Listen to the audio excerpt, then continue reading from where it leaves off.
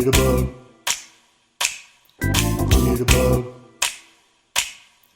Jitterbug. Jitterbug. You put a quarter into the can, then you're off to a distant magical land. Jitterbug making it rain, with all the demon creatures conjured today. But you can't stand there and let that be.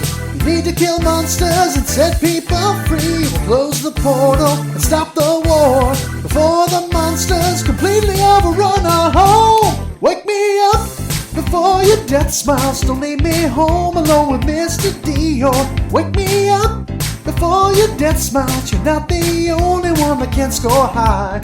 Wake me up before your death smiles, 'cause I can play on one credit a while. Wake me up before your death smiles. We'll go shooting tonight. I wanna score so high. Yeah.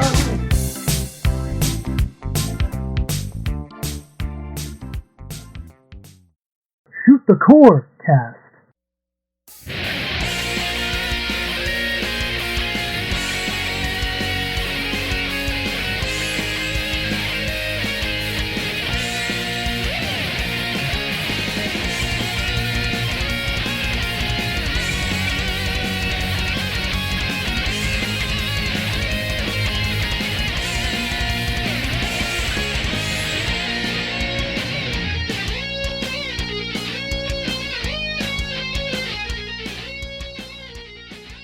Welcome to Shoot the Corecast, the official companion podcast to the RF Generation Shmup Club. This is a family-friendly shmup-themed podcast that asks you to pass the turkey and the Tex-Mexium as we celebrate everything we are thankful for. And we are thankful for you listeners. Thank you for listening. I am Addicted, and I have with me, as always, MetalFRO, also known as Game Boy Guru. And we have a guest with us for this episode. So, welcome Rena to the podcast. Hey, that's me. Glad to have you. For better or worse. I definitely hope for the better, and glad to have you with us. Of course. If you'd like to connect with us, you can follow us on Twitter at ShootCoreCast. You can also follow me directly at GameBoyGuru. Check out all the podcast feeds at our Linktree page, linktr.ee/shootthecorecast.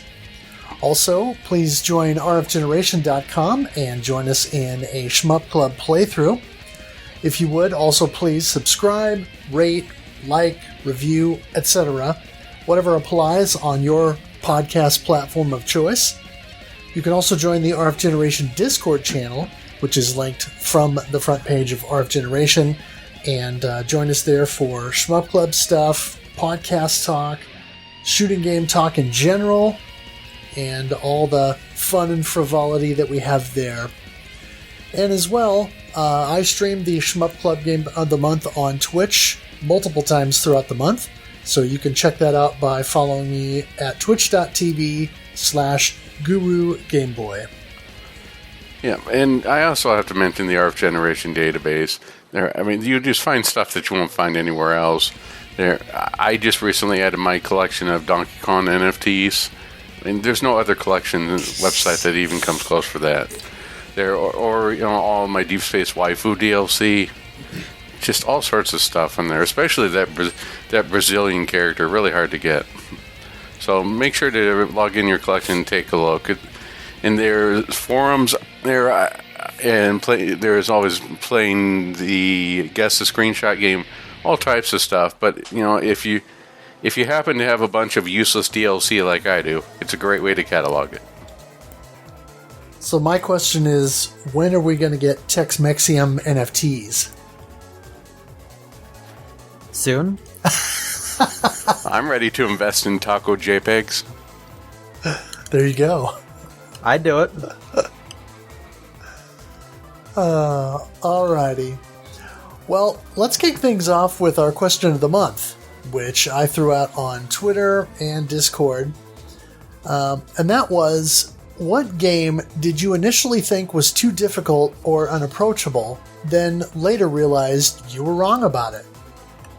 And right off the bat, we had Drake Tungsten, who chimed in and said, "That's a tough question because something would have to convince me to revisit it, so not many games could fall in that category. I guess the original Link's Awakening did that to me.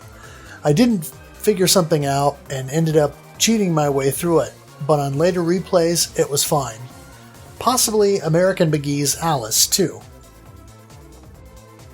Yeah, I kind of feel that way about Link's Awakening, because before I sort of became a Legend of Zelda fan, I bought that game when I first got my Game Boy Color, and I hadn't really got into the whole adventure game thing yet, and so I played it for a while, thought it was fun, but I couldn't figure out what to do, and so I eventually abandoned it and figured, I'll come back to this later, and then didn't for over a decade.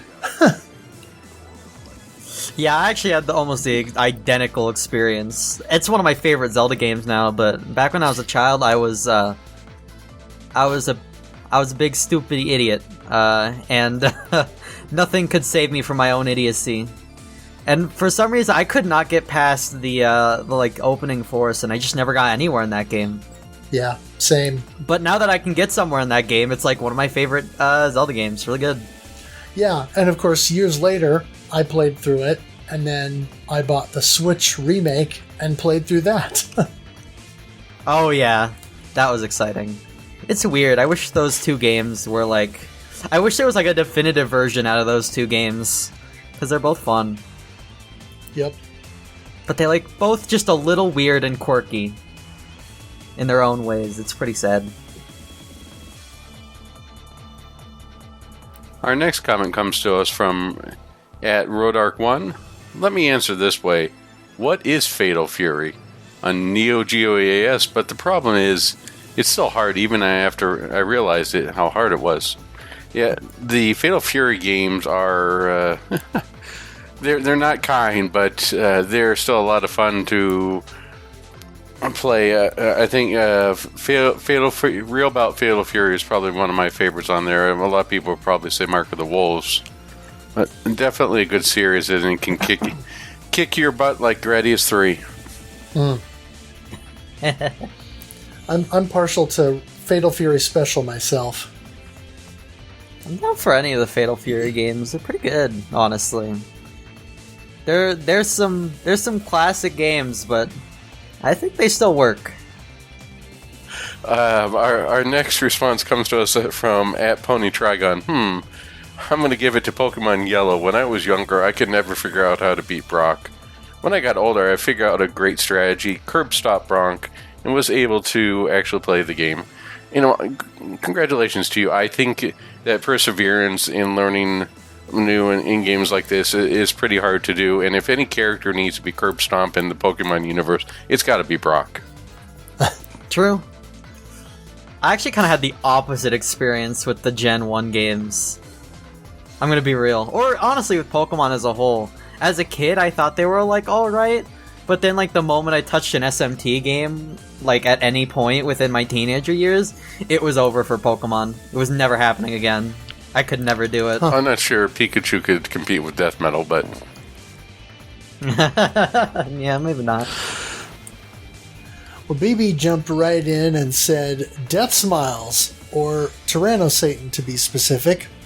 Once I realized how many bombs you can bring into that fight, it made it a lot easier.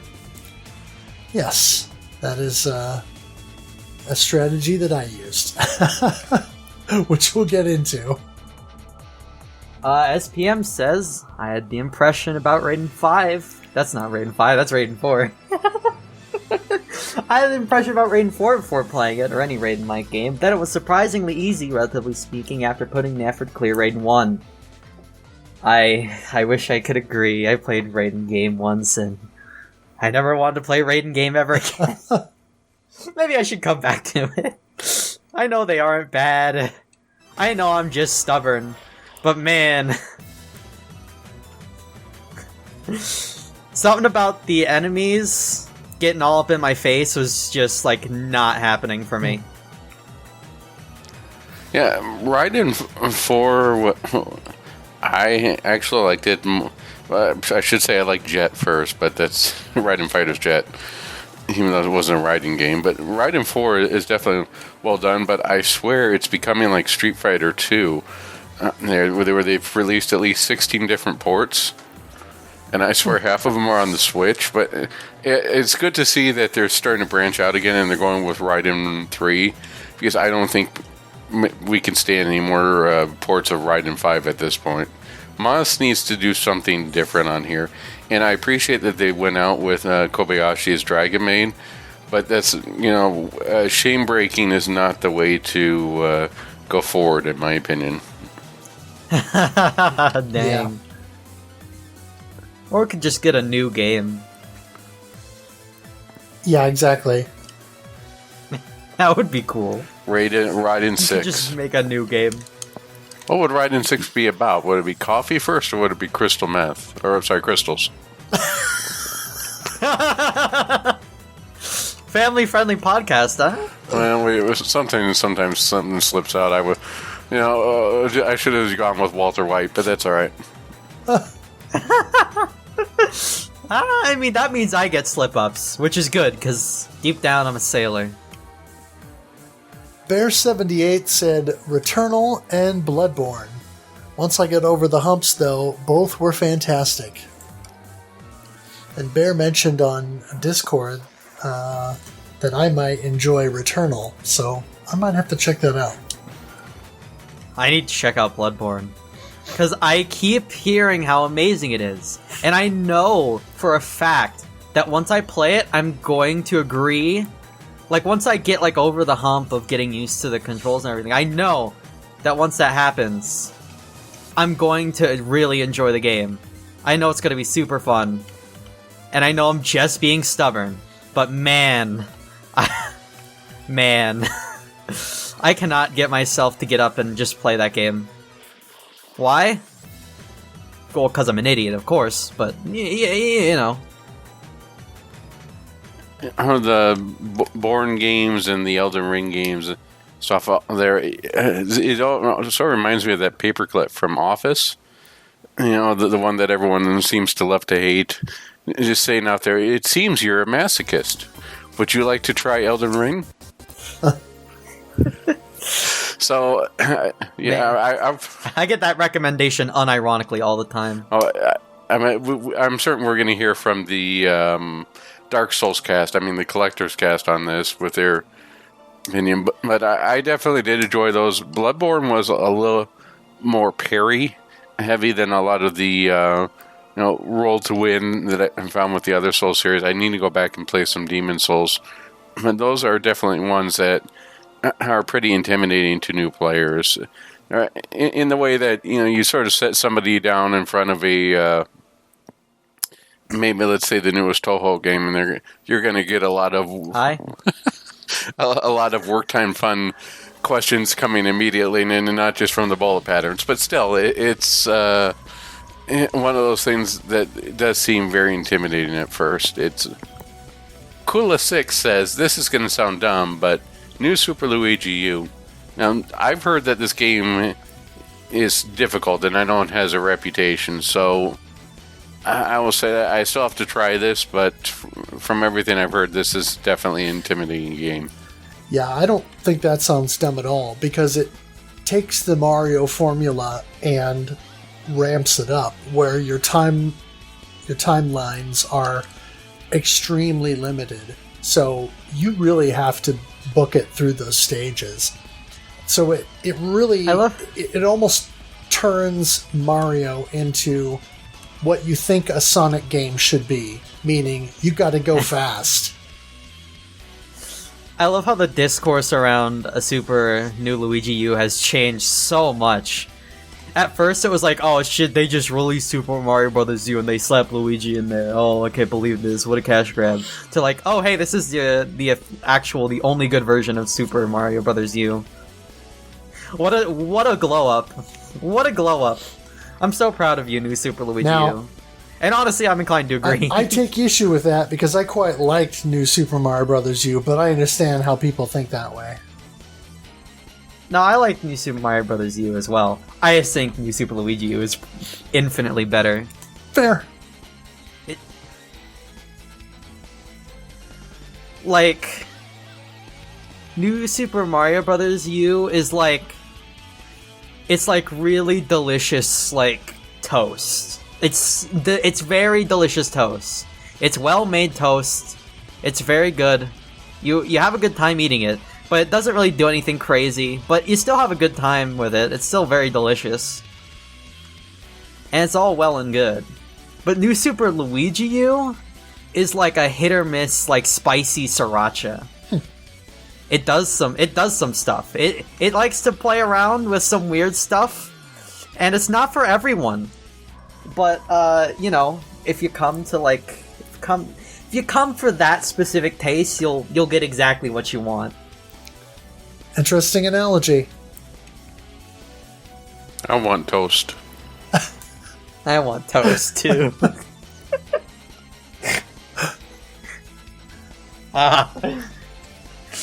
Need New Shorts says, gonna say Habroxia looks so Gradius-like, and Gradius is so tough. I was apprehensive, but surprisingly it's doable, even for me.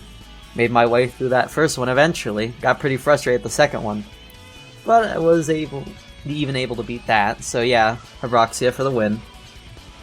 Guys, what's Habroxia?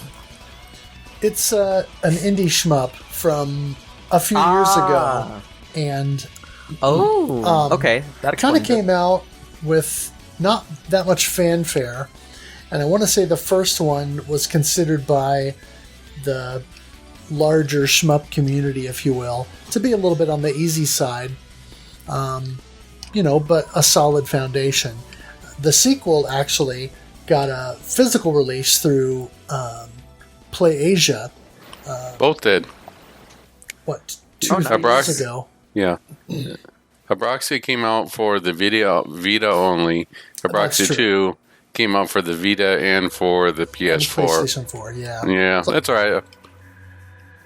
I hate to be the one that goes, technically, but yeah. Actually. No, you can go technically. I'm going to be going actually this entire podcast. Don't worry. If you're looking to play it, I think both of them show up on the eShop, the Switch eShop, for like $3 a piece, pretty regularly. So you should be able to grab them both here. Yeah, and I did buy the Habroxia 2 PS4 release, so I do want to cover at least that at some point, if not both. So might be one of those that we do 2 at one time. Blur STG said, definitely Garega. That game will beat your butt, chew you up, and spit you out. But once you learn about controlling the rank, it becomes far more manageable. I still don't find Garega manageable, but good on you, Blur STG. Oh, I see. Superior human being. I get that. Yeah, I mean, even super easy mode, I did not find super easy. Yeah, even super easy mode took me a little bit to get through. Whereas super easy on Ketsui, I beat on my first or second try. And, most of the simple novice modes, like Mushi novice mode, I've said before, I think I beat that on my third try. So, Garega's super easy mode certainly was not on the same level. It was a little bit harder. For me, anyway. Oh man, I'm trying to think. Yeah, I've gotten a few. I've gotten a Ketsui clear, I think. I think I've gotten a Ketsui clear. I feel like I have to have at some point. Wow. It's a pretty fun clear to get. I refuse to play that game seriously, however, because I don't hate myself, unlike some people in the shoot 'em up community. Crazy, I know. But that's the actual shmup that I recommend to fellow masochists. That's the actual one. I don't think I could recommend any other one, honestly. That game is ridiculous if you want to actually like play it well. I swear that we're inventing like a new term here. Add this into the shmup-ictionary here. Don masochistic. That's me. That's me for sure. I mean, why else do I play Mushi? Yeah. Don Makuman Retro says, Final Blaster for the PC Engine. First 3 stages aren't too hard, but from there it becomes a different beast. But I learned to use the charged Phoenix Beam wisely and change the game from brutal to methodical. As a result, it's much more fun. Yeah, Final Blaster is definitely one that I want to try. I mean, the masochist in me says yes. So maybe 2023. Fellow masochists, we love to see it. Yeah, that's one I've toyed with a little bit, but I haven't really put much time into. One of these days I'll get around to playing it, though I don't know when. It feels like something I'd enjoy. Rico Chingo says Returnal. Another vote for Returnal. I realize I don't know what Returnal is either. I feel like I've heard that name. I feel like I definitely do know in the back of my mind. And I'll definitely know once you tell me what it is. I think it's a third-person action game that's on PS4 and... it is. You know, PS4, etc. It's made by Housemarque, and it's a... I think it's a procedure-generated video game on there. It's one of the PS5, the current PS5 exclusives, but I know it's going to come over to PC pretty soon. I think that was the next one to come. Oh, I know what Returnal is. That game's so hard. That game is silly hard.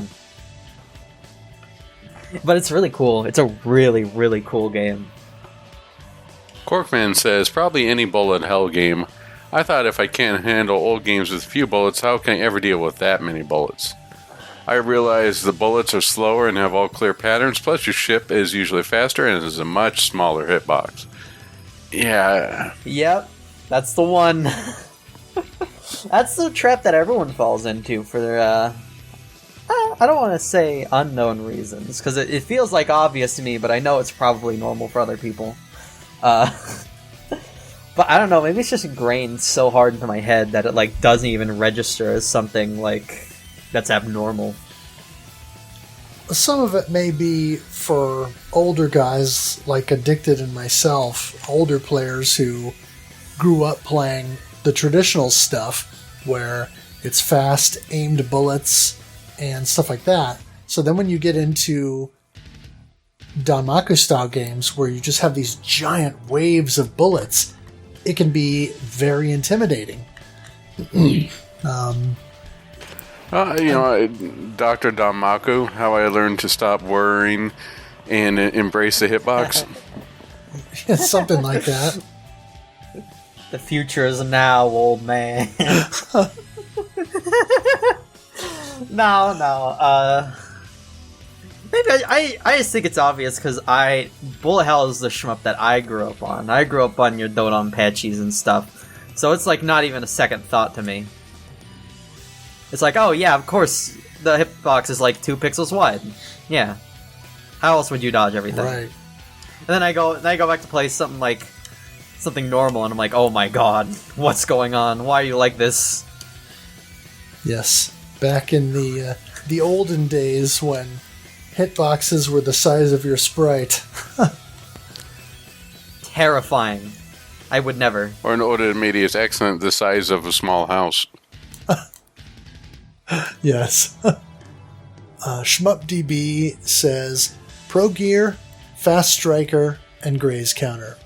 Probably some others, but these spring to mind. Pro Gear I still find bad collection. Very intimidating. Pro Gear's not that terrifying, surely. I don't know. I mean, it's one of the easier ones, I'd say. Really?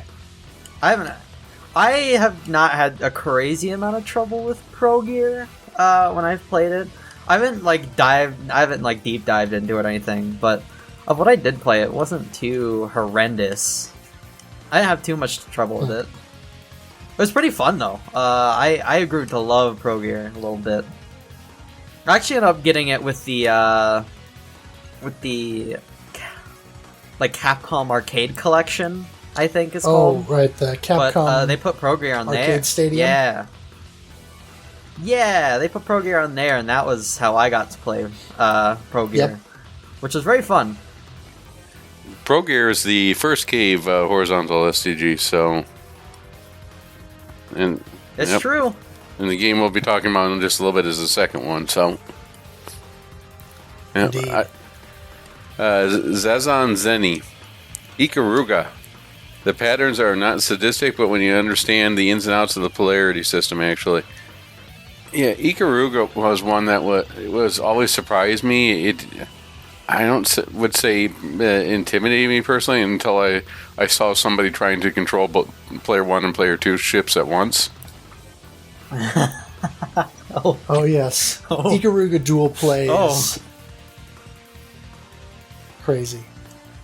It's like taking that, I'm the captain now from so long, and then that old meme from so long ago, but throwing that in there. What was the one where they had like 6 ships stacked on top of each other as a meme? And it says, a great man can captain many ships. Oh, That's how I feel about someone doing 2-player in Ikaruga. yep. God, I don't even know why someone would do that to themselves. Maybe that's the real masochism all along. Yep. I don't know. I think there's a special place reserved for people who unironically play Rock On for the PC Engine.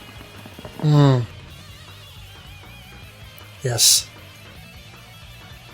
Which I will make us play 1 month. There'll probably just be me playing. Not everyone there,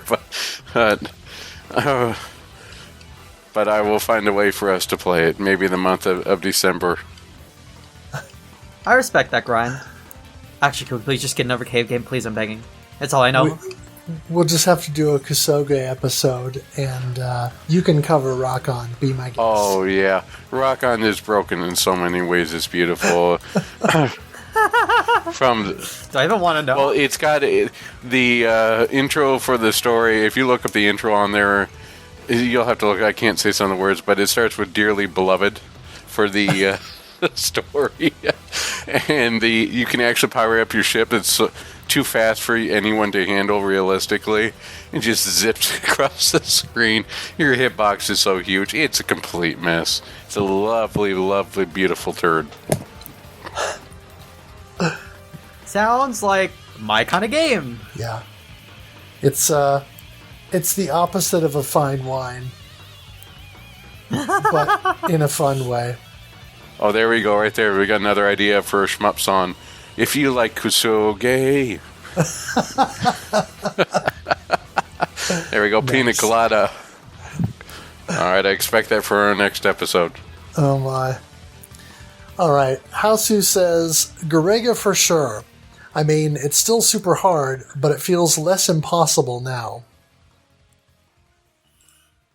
I'm gonna be real. If you think Battle Gurega at any stage in your life is an easy game, you're lying, both to me and yourself, and you need to stop lying. It's really rude. Itrem88 says, Shmup, Gradius 3, Super Nintendo, or Super Famicom. And yeah, I can see how that might be a little intimidating, especially if you played the arcade version first. Yeah. He Well- goes on to say, non-shmup, Demon Souls. Yeah, Demon Souls is one of the things that I remember when people were talking about before it became stateside. Oh, this game is really hard, but it's for the hardcore. Everyone should try it, but be careful. And reputation alone turned people off before it really came stateside or west side. And now it's funny to think people are just, oh yeah, it's difficult, but that's fine, we can do it. Yeah. See how much the attitude has changed and what it's been. Well, when did they come out? Was that 07? The original one? Yeah, it was earlier than that, was it? No, 07 seems That about right. sounds about right. It was PS3, I think. So, yeah, it was PS3, so that sounds about right. Maybe 07, 08. But, geez, it's already been over 10 years. Yep. I feel old for feeling old. Yeah, Gradius 3, I definitely see, though, because even having not played the arcade version really much before that, when I first played Gradius 3, even just that first desert stage I found to be difficult to manage. But once you sort of get a rhythm with it, it really isn't that bad. It's just sort of knowing how best to approach that first stage, and then you just kind of roll with it. Closing us out is Duke Togo from Collector Cast, who says, Hellfire. It's a trick to wrap your head around the weapon changing, but a cool game. And that one's a little weird at first, to switch between the forward fire, reverse fire, top and bottom of your ship, or the four-way diagonal.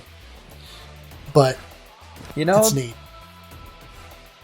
Honestly, sounds kind of fun. Then again, I'm also coming from a Tohu 11 background, so I could be lying to everyone. Tohu 11 got the same thing going on with Marissa and Patchouli. Once you get used to that shot type, it's so good, it's so fun. And I think it's the one I got the clear on.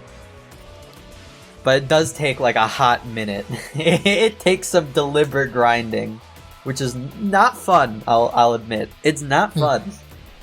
Well, Hellfire is a unique case because depending upon what Genesis version or what version of the Genesis, Genocide, whatever, Genesis you have on there, it can behave totally different because the sound chip had changed, which actually makes the game slower, if I remember correctly. Not only that, there's a Super CD-ROM version of the game that has a interesting anime cutscene, and you got your Red Book audio and stuff in it. But that one plays a little bit different as well. Then you have the arcade version. It's one that would be good to cover all the ports if we decided to use it for Shoot the Corecast. Definitely, it's one that I want to explore at some point. Maybe once we get some ports of that. The arcade ports. Oh, I thought Arcade Archives had done that. No, it should be forthcoming at some point through Bitwave on PC and probably M2 on console. Sounds good to me. Hopefully so. The more shmup ports, the better. Indeed. So thank you everyone who answered the question this month. And I guess now that brings to us, how would we answer that question?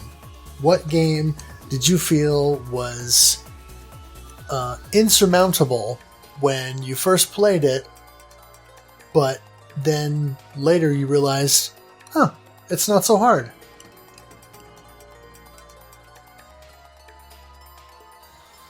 Well, I guess I'll go first then. For me, that was all fighting games. All of them. Every single one. I kept trying to get into it, but man, is that a rough... It's a rough grind, I will admit. You do have to do some grinding to get in there. But man, once I did, it's like butter. It's beautiful. I'm hooked on the genre. I will never go away. I mean, it took like here's the story. Here's the grand story, I suppose. I was trying to get into Tohu 12.3. Great fun game. Super good. Very good fighting game. But man, that game's fan base has been playing that game for a while, and it is hard to get into. because of that. So for the first 3 whole weeks I was playing online, I did not win a single game. I played that game for 3 weeks, and not one time did I win a game. But the moment after all that grinding that I finally took a W, oh my gosh. Let me tell you. Glorious day that was. I will know nothing like it. And now I'm playing. Now I'm like organizing. Now I'm organizing a fighting game meetup. So how the tides have turned. I went from like absolutely hating the genre to being way into it. Nice. Very nice. What about you, Addicted?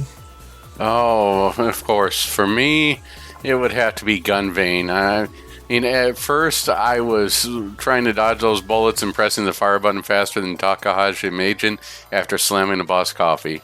I was really sweating it. But, after settling things down and getting a little bit more used to the patterns, things have become easier. It's still incredibly hard, but it's a good type of hard. The bullets come at you flying fast and furious, and you've got to be able to quickly what I call the Ketsui maneuver, which is basically you have to be able to just stop on a dime and switch up from your focus shot to your rapid shot or your regular shot in order to deal with popcorns and mid-range enemies and maximizing scoring. It really has a system in there that's really neat. You basically collect these bomb shards, and after you collect 8 bomb shards, I think it's 8, maybe a little bit more than that, but anyways, after you collect the bomb shards, then you get a full bomb, and when you activate the bomb, it produces medals. It's like a combination of the scoring system of Crimson Clover put into Dodonpachi. It's very unique, it's very hard, and they make you pass a shmup skills test in order to even start playing the game, which was a little bit degrading to my initial expectations of how I would do. But it really captivated me, and I've really been enjoying my time with it. I respect the shmup skill tests. I respect that. Coming out the gate, like, bro, if you haven't been through this ringer like 4 times before, I got bad news. Yeah, for me, I kind of had that initial feeling about Deathsmiles, so that's sort of what sparked the question. But thinking about it, I would have to say Crimson Clover. That's kind of the initial reaction I had to that game, because Mark MSX was talking it up, and I'd heard so much good about it. So when we picked it for Shmup Club, I got in, and stage 1, I thought, okay, this is tough, but I can do this. And then I hit a wall pretty quickly, and I thought, I'm not sure that I'm cut out for this. But after taking a step back and trying to look at the game more logistically, I started to learn it, and I started to progress. And while during the month that we covered it, I didn't manage a regular clear, I did manage a novice clear. And the novice mode in that game is no joke. It's plenty challenging. So I think it's a good novice mode for new players to get into the genre, particularly if you're looking to cultivate a skill set on the Danmaku side. It's certainly a way to sort of ease yourself into the genre a bit without something along the lines of a super easy mode or a Mushi novice mode that will be a bit of a pushover and you'll be able to beat it your second or third try. Crimson Clover standard novice mode legitimately took me about 2 weeks of play to get that clear, but it was very satisfying when it finally happened. So that really, I would say, is the prime example for me. Man, I guess this is just my reminder I need to play Crimson Clover some more. Absolutely. Because I own it. There's no excuses. I own it. Yeah, it's an amazing game. It is. From what I have played, it's super fun. I just need to stop being lazy. Too many games, too little time. Yeah, pretty much. All right. It's unfortunate. Well, let's roll into our focus shot segment and talk a little Mushihime-sama. Now we've finally reached my method of expertise. We're finally here. I can talk with some vague level of authority. There you go. At last. So, have you played any Mushi lately? Me? Oh, of course. I love me some Mushi. Specifically, I play 1.5, which is a little unpopular, but I love it. You know who turned me on to it? Kiwi. Kiwi turned me on to it. Because he turned me on to a range, and that was all fun and good. But then I was like, man, but I like this other one more. And it turns out they're actually very similar games for scoring. They have some differences, but they've got a similar vibe going on, which is super cool. And I love the vibe. Though normal Mushi is pretty good as well. Normal Mushi's pretty good. I'm a big fan. I just, when it comes to normal Mushi, whenever I think about playing normal Mushi, not 1.5, I'm like, yeah, but I could also be playing Futari right now. I could be. It could be real fun. And I guess that's just the downfall of being the first Mushi game, is that you're the first one. So now that the sequel's out and it's iterated so well on everything that made, everything that made Mushi so good, it's a little hard to go back to the OG without any caveats. But I still like it for what it is. And, I mean, if you're going to buy the Steam version, Arrange mode's great, 1.5 mode's fantastic. I love, specifically when it comes to why I play 1.5, I play 1.5, honestly, primarily because the aesthetics are on point. Honestly, that's the reason. I really love the way that game looks and sounds. I think it's got the best looks and the best soundtrack, though Arrange has a really good soundtrack too, so it's kind of hard for me to make that call. But man, let me tell you, Mushi 1.5 is pretty delicious. You can get those numbers go up pretty big just by doing the super tapping. I think that's what it's called, super tapping. I want to say it's super tapping, though I could be entirely incorrect. Oh, yes. But the technique, which I am going to, for now, call super tapping, incredibly fun. It takes some finesse, though. It takes some finesse. But once you get the hang of it, oh, the world becomes your oyster. Stage 4 is still bad, though. And I will say, the one thing I don't like about 1.5 is that they buffed the heck out of Stage 3. Stage 3 at 1.5 is a nightmare. For some reason, they gave all the turrets on the back when you're starting out the level way more health. You have to like deliberately shotgun to kill them in any way. It's insane. I don't know why they did that, but they sure did, and now I'm suffering the consequences. And it makes doing the fun technique on that stage pretty hard as well, because you have to do some gymnastics on that stage for good storing. You have to swap your shot, which means you have to do a bunch of weird delay stuff at the beginning of the stage. Oh, it's a nightmare, but it's my nightmare. I love it. Okay, so I gotta ask, because I'm focusing on 1.5 now, and I was messing with it earlier, and while I don't notice too much aesthetically that's different from 1.0, there are some differences, and this may just be recency bias, but I think the 1.5 soundtrack might be my favorite version of the soundtrack as well. Ayo. But I was going to ask, what shot type do you use? For super tapping, you want to use the I want to say it's S. It's the blue one. It's got the most focus fire type Right. thing. And the reason you want to do that for super tapping is because each individual shot of it, like the individual bullets, do the least amount of damage. So you want to use that one for the super tapping, because, you know, with that you're trying to deliberately stall out bosses so you can super tap them. So you want to use that shot type so you're doing the least amount of damage to those mini bosses. So then you're maximizing tick And all- points and stuff. Yeah, you're maximizing your laser bonuses, and you're making the big number go up. It's very nice. It's very fun.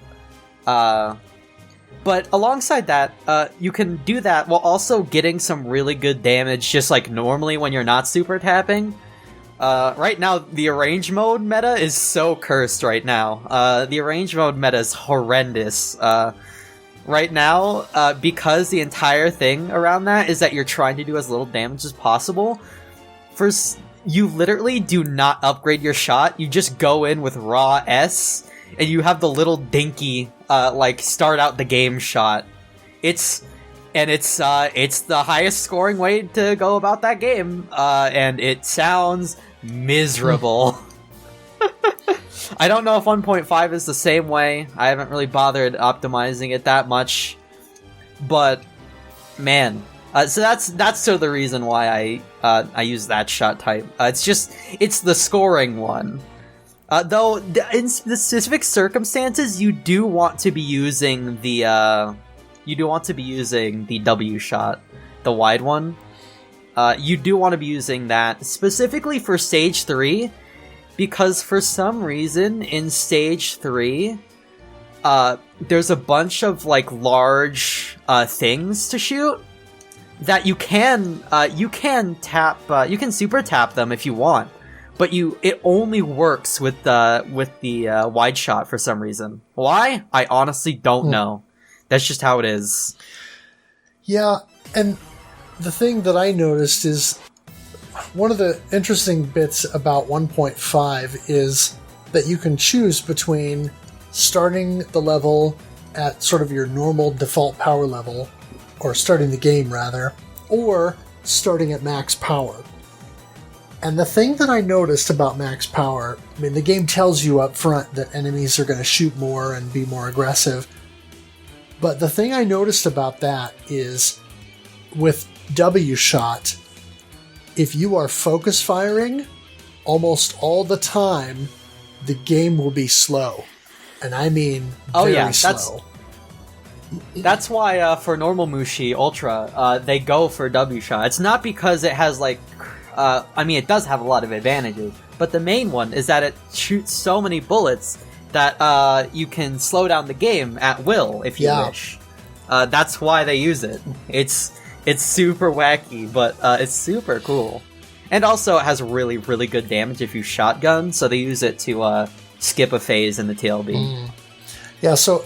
Which is, you know... It seems to me like if I was going to try for a clear of 1.5, going W shot, max power might be my avenue, because that may give me the, like I say, the ability to do that, slowing down the game at will, so that I can kind of control the field better, I guess. Help me read the screen better.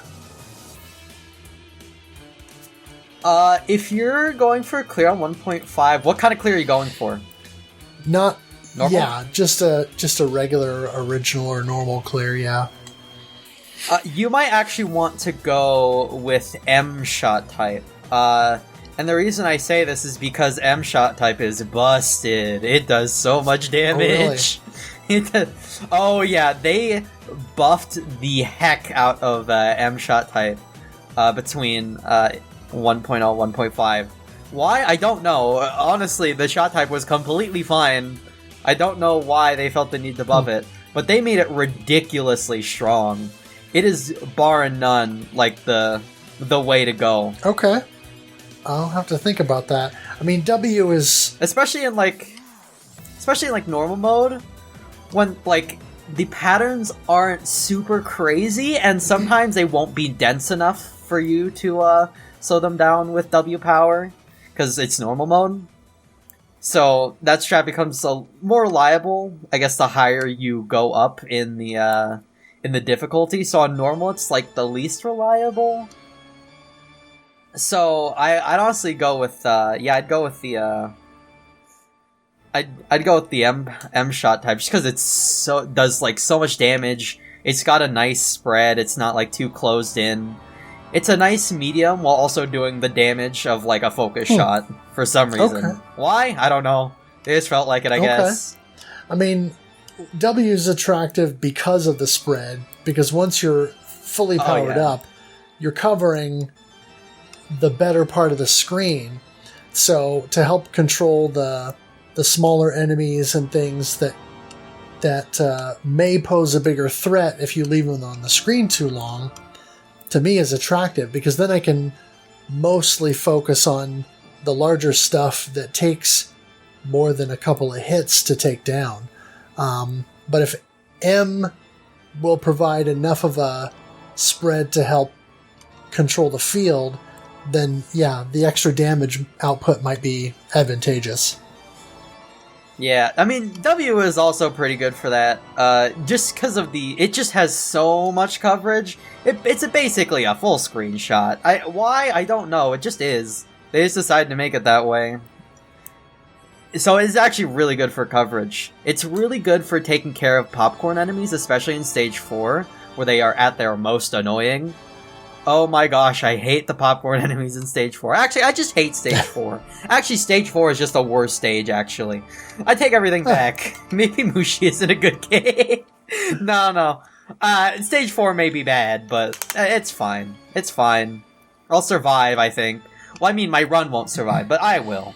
And that's what matters. Yeah, for me, Stage 4, it's less the popcorn, and it's more knowing how to route properly for the what do you call them, the water bugs or the large like centipede things. That's those ones do get a little rough. That's what I need to learn, is how to properly route through those. Well, let me tell you, once you get past normal, oh my god, oh lord, the popcorn. On Maniac and on Ultra, it is absolutely cursed what it will do. It is not fun. They will completely wall you off, just without any mercy. None whatsoever. They'll just completely ruin everything, just for like a fun gaff. And I don't know why they're like this. They just are. Wow. It's really annoying. You have to like make some serious routing, especially in Ultra. It's one of the biggest hurdles, just riding out Stage 4, just because of just how much aimed fire they will shoot at you. It is ludicrous. It is not even funny. It's where the majority of the routing really goes into, because it's just that annoying. That and the TLB. Oh. Which is a whole other can of worms. Yes. Well, what about you, Addicted? Have you had any time to play Mushi lately?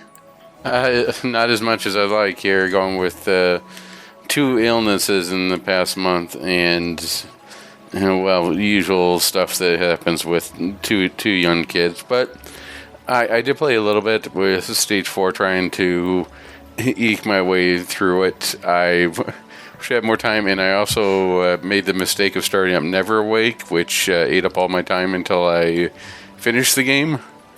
So, yeah. Oops, I played the wrong game. But no, I need to play more of Stage 3 or Battleship Bug to get used to the very end of the boss phase, and to play more of Stage 4. I gotta do something more about the trying to get better, because it's beginning to feel a little bit like my game of golf. No matter how much I try, I'm just not getting much better. So I'm hoping that next year's game of the year will be a nice change of pace. So I unfortunately don't have much to say this time other than I'm still working at it and getting better, but it's a game of inches. And Sure. hopefully I'll have something for next month. Well, speaking of which, would you like to go ahead and introduce our 2023 Focus Shot game? Yeah, sure. It's Rock On. I see you. No, actually, we were going to go. It was real hard to do a toss up here. We were looking really hard at Soapstar, and we were looking really hard at Gunvein. In the end, the scoring system of Gunvein made it have a lot more opportunities for plays and stuff. It really did remind me a lot of Crimson Clover with the ABB system. Always be breaking and figure out in the right time. So that just gave it a little bit of an edge. From what I played it already, I really love Gunvein, and I'm hoping that they do a physical release of it or get more out there. I'm not sure if it's... yeah, it came out on the Switch, I believe, right? I know it's got the Steam release. I don't know if it's on Switch yet. It might just be on Steam. But NG Dev definitely knows their stuff when it comes to SDGs, and I think this is a big way for people to get more experience and try it out. It really does feel like the scoring system of Crimson Clover is meshed with the gameplay of Dodonpachi.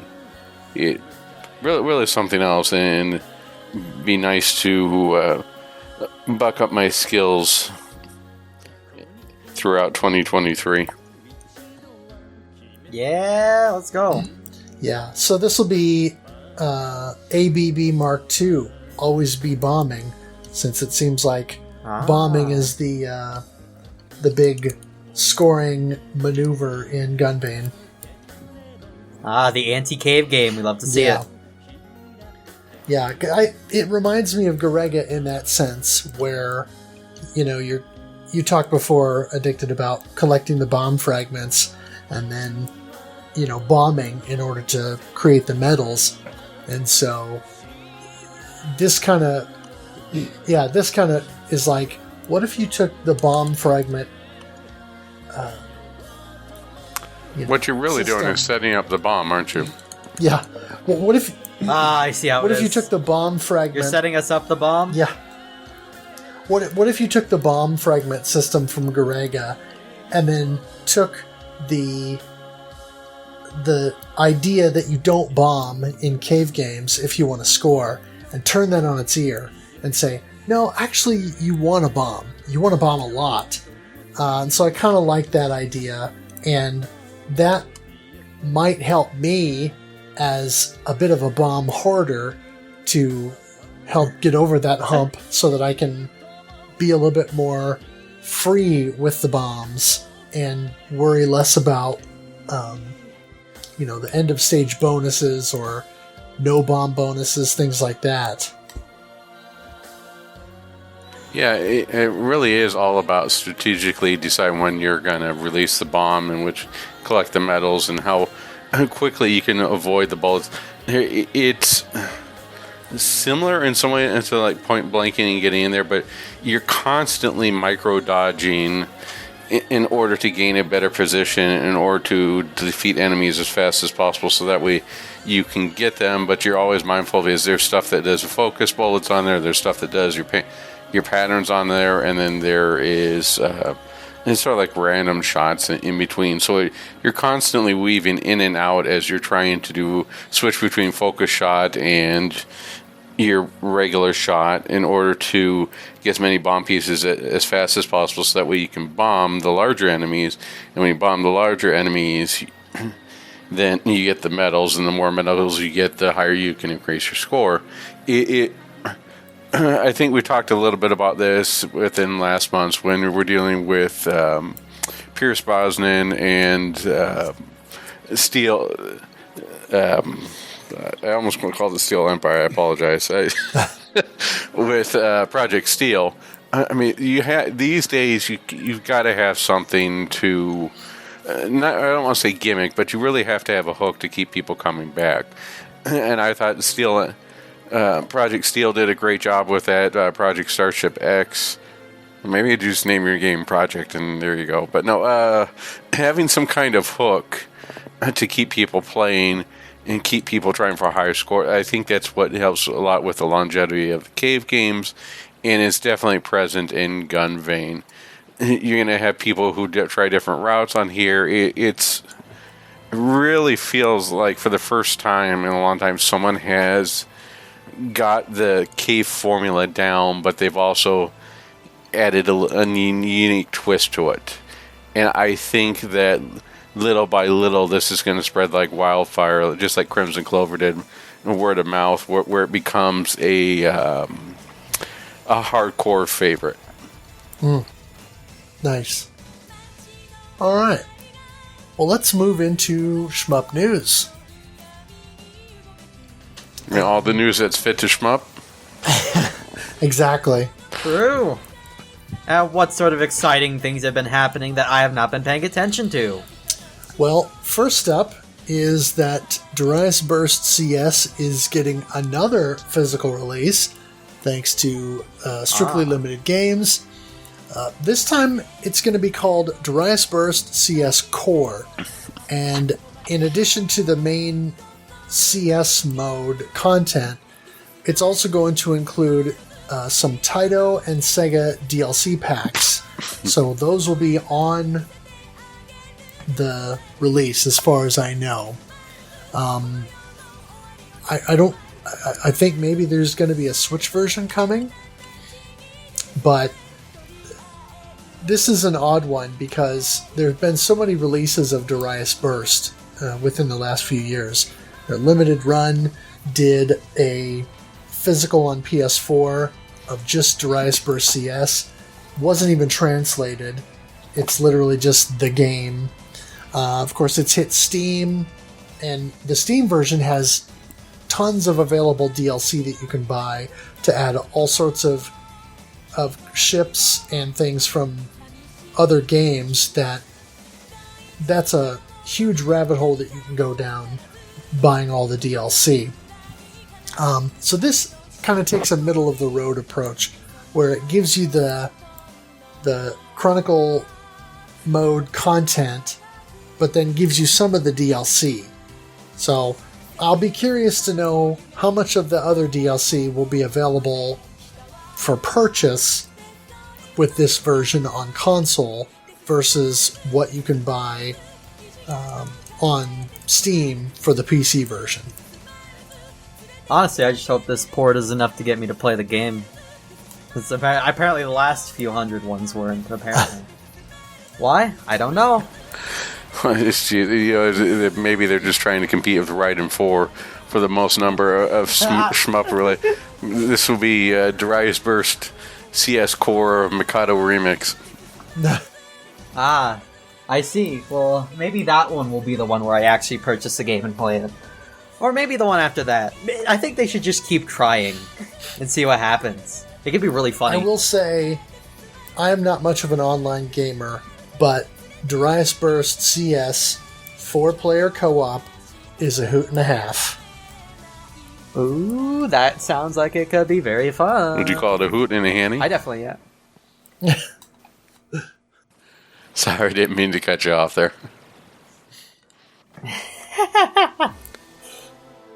Yeah, Darius Burst CS Core, I mean, it's always good to see another one come out there. I'm curious to see if the U.S. publishing arm of Strictly Limited, which we believe to be ININ, picks this up and runs with this. Yeah, I don't know if ININ will be involved in it or not, but either way, I guess Taito's just trying to squeeze all the money they can out of Darius Burst, so why not? Yeah, they've got that, and then they also have the G Darius, right? I mean, that's still pretty relevant and new. Mm-hmm. Didn't that one like have a best of or something on there? They had like one of those weird stickers, like bestseller or something, like printed on it. Something like that. Yeah. Yeah. Hopefully it sells well, and that they bring this to be a little bit more of a wider market release. Something with strict limit, but something tells me this is not the last time we'll see the named Darius attached to a strictly limited release. So, coming up here, a fan-made Pico 8 remake of the classic Beam Rider is available and now up on itch.io. I have not played Beam Rider, nor have I played this fan remake. I will have to make some time for this. Yeah, Beam Rider is sort of what you would think of as an early console take on the idea of something like Juno First, or what's the game that Radar Scope. So think Radar Scope or Juno First, but stripped down a little bit, basic grid layout, and that's kind of what Beam Rider is. And it was on the 2600, ColecoVision, might have been on, I don't know if it was on the Intellivision, but it's a neat little game for its time, and so it's kind of cool that somebody is bringing it back. Well, whatever it is, I'm sure it's better than the Yara's Revenge remake. I mean, I've never heard of the game, so I'm enjoying this. I'm enjoying this regardless. Having a method to actually play it will be pretty cool. I mean, the more shmups I can play, the better, I'd say. Absolutely.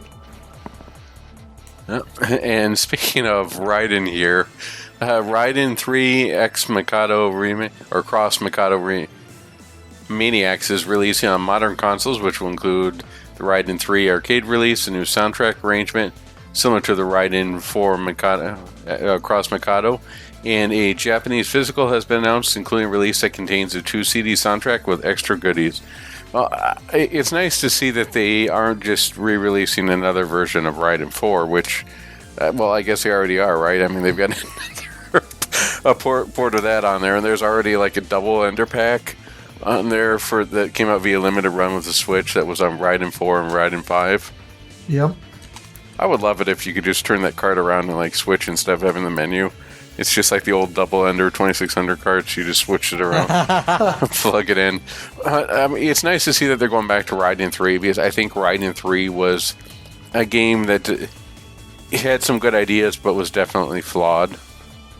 And I think that maybe getting some more time out there in development and get out there gets a better idea. In fact, that was where the toothpaste laser was removed, right?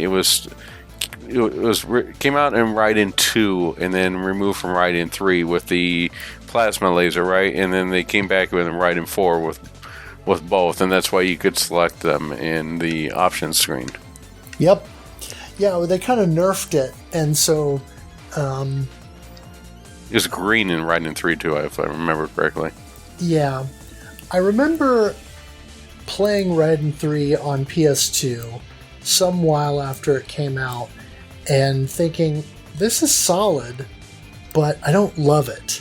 So I am looking forward to this release because maybe it'll give me a good reason to go back to it and revisit the game and hopefully find more to like about it than I initially did.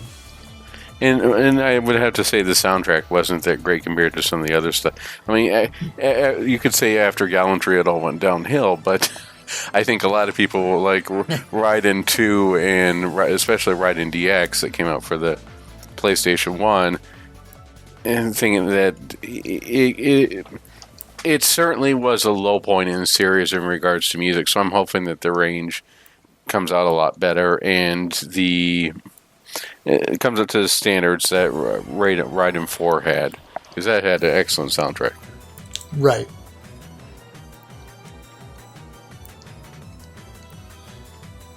There's a new indie shooter called Ice Wall, which is out now on Steam.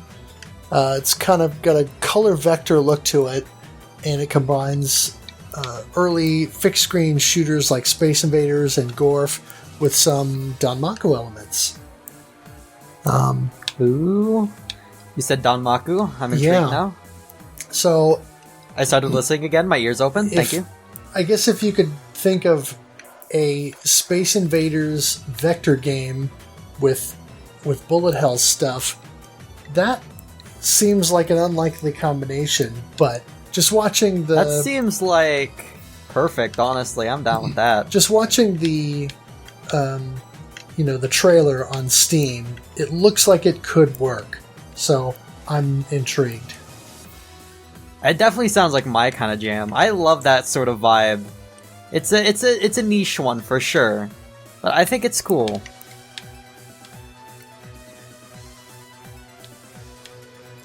City Connection has announced a modern Formation Z revival with Project Formation Z. It looks like a modern reimagining of the original. Development is being handled by Granzella, so it's stylistically similar to R-Type Final 2. I hope that this goes well. My feelings on R-Type Final 2 were a little mixed, but I had the most enjoyment. I should say with R-Type Final 2, it was the case of buy it on consoles to support, but play it on PC. And I think that, I hope that things work a little bit better, especially when it comes to the Switch. I think 30 or 40 second loading times on the Switch version were not acceptable. Right. It's pretty excessive. Oh, that's whack. Yeah, it was definitely pretty bad. So I have high hopes for this, but it will remain to be seen. Regardless, I'm glad that they are getting more work in. We've got another shmup. Is the work on R-Type Final 2 looks like it, well, I hate to use this word, but finally coming to a close. City Connection has also announced the forthcoming Akai Katana Shin ports will be coming to PC as well.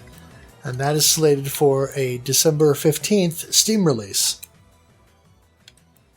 Now that I'm super excited for. I've wanted to play Akai Katana for a long time, and I have not been able to, because I like having money in my wallet. I know, bold choice. Well, but it's true. Yeah, and see, the weird thing is, for the longest time, the 360 version was cheap. And now, over the last couple of years, it's not anymore. And my understanding is that apparently the arrange modes are great on 360, but the original arcade mode avoid because apparently it's inaccurate.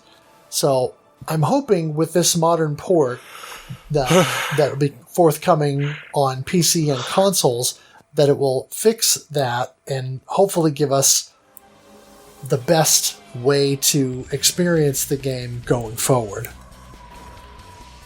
Very agree, because this is a game I've been super interested about for a long time. It falls into the same camp as Deathsmiles for me, and that makes my heart very warm and excited. I get a new game that even remotely looks like Deathsmiles, like, Yep. I'm on the hunt for it, but I've been able to get Katana, and it's a shame, but I'm glad we're finally here. It took a while, but we're finally here. A hopefully good port of Akai Katana that's actually playable. We love to see it. I have a little bit of embarrassment about Akai Katana. I think that game was... let's say I got it for, I think it was $11 new from Amazon when they were clearing them out.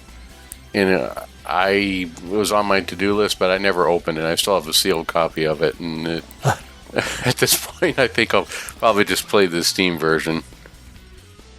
Yeah, it sounds like a fun sell to me. So it definitely was on there and something I wanted to do, but I got sucked into other stuff. I was playing too much of Futari. Then I started playing some Mushi Mushi Pork and playing some DFK and all these three-letter acronyms for everything that begins with Dodon. Here, the last one, SDOJ. Playing a lot of SDOJ, and after that, I just ran out of time. But I have to say, props to City Connection. They started out with doing stuff like what was that one that was on the Satellaview with the Shibubin Man, or right? You know, the one that was only on there, and they released that physically, and then they went and did a re-release of Glaylancer. Mm-hmm. And people were giving a lot of stuff for that because I remember the pre-order system went horribly wrong with that one. But they've really come across and have started to really release stuff and make their name shown. And I'm really happy that they even do with any stuff, such as the one from Sora Maru, the platform that came on the PC Engine, then was ported to the Dreamcast, and it was done by Josh Bosch. Shoot, the name is FX Unit Yuki. FX, yeah, I almost said Battle, and Battle Engine. No, FX Unit Yuki. They published Soromaru's or FX Unit Yuki, the PC Engine in Japan. They were published for that. They did the publishing for the Dreamcast, if I remember correctly, version as well. But they really expanded, and they're doing sort of like a unique SCG. That's why I was happy to see anything from them, and I applaud their efforts for that. And I'm hopeful that Embracer Group follows suit with their releases of Gimmick and other little treasures. Nice. Now all they need to do next is to bring all of our I swear I should have really slammed that Boss Coffee like Takahashi Meijin, because I'm running on like 2 brain cells. But I should what's that arcade system that everything gets ported to? The Gimmick was. Oh, Exa Arcadia. The Exa Arcadia. We need an Exa Arcadia collection. Come on now.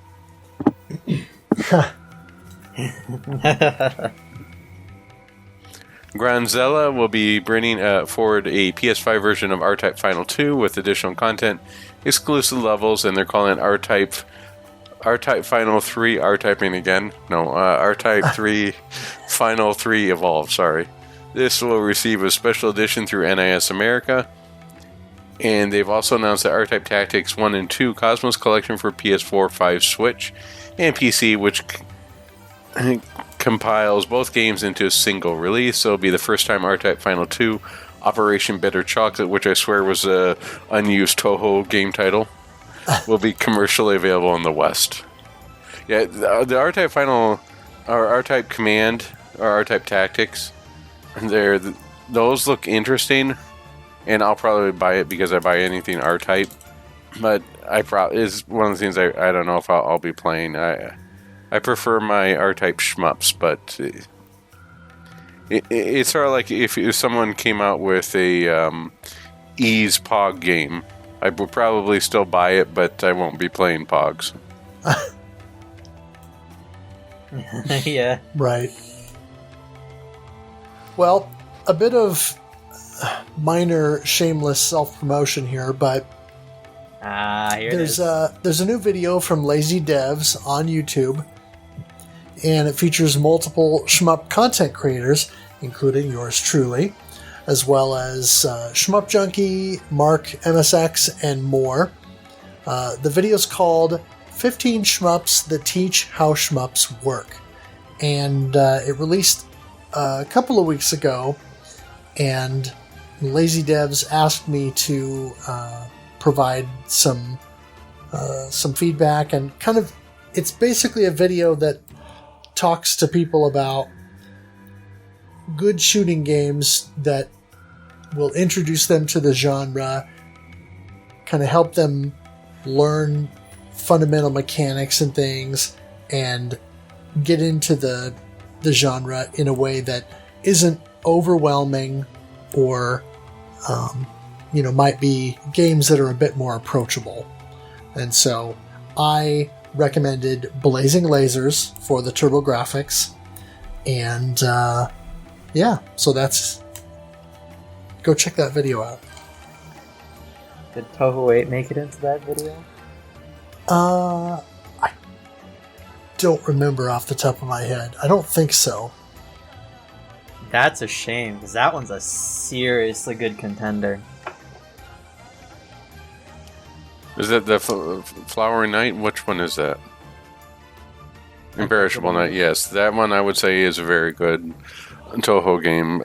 I think that, if I remember correctly, that was one of the ones that I was surprised at how well the mechanics were, because the game, I don't know, at first I thought I had to run in DOS mode or something, but it would turn out to be made for XP. I mean, it looks antiquated, but the gameplay on that one is top notch. Oh yeah, for sure. I mean, the mechanics aren't super in-depth. They're pretty shallow, I'll admit. And the level design does kind of corral you around. But that's why I think it's such a good beginner shmup. Because it's not crazy to think about. Once you get your head around the mechanics, it's really simple. You can immediately see how you would use the mechanics. And the game does a great job guiding you around using them. So to get you into that mindset. And the patterns are just really solid and establish some really good fundamentals.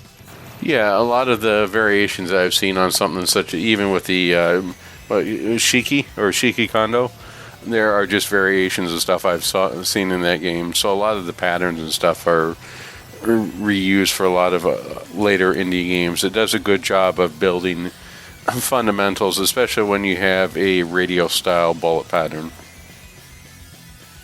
So, Namco Arcade Q-Em-Up Ordyne recently got an Arcade Archives release, as well as their early hit Galaxian, also known on Arcade Archives as Taito Classic Metal Black.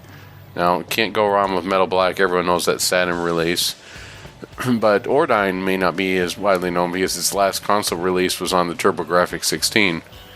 And Ordyne is definitely a fun Q-Em-Up on there. Whenever someone says arcade Q-Em-Ups from Namco, I keep thinking about that one with the guy who's got, it looks like he's on roller skates but has got a gun attached to his head. I can't remember. Pistol Daimyo. Pistol Daimyo, yep.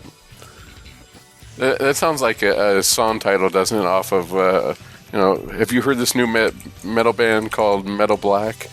Have you heard their new single, Pistol Daimyo? Right. Well, they've got a song at the hidden track at the very end. It's called Ordyne. No. Well, I'm excited for Ordyne because that is definitely a lesser known game, and Metal Black is an awesome one. So definitely glad to see both of those get released. The initial batch of 4 Toaplan shooters that Bitwave Games is releasing on Steam are now available to wishlist, and that is Outzone, Truxton, Twin Cobra, and Zero Wing. We made the someone set up the bomb joke just a little bit earlier. Perfect. Exactly.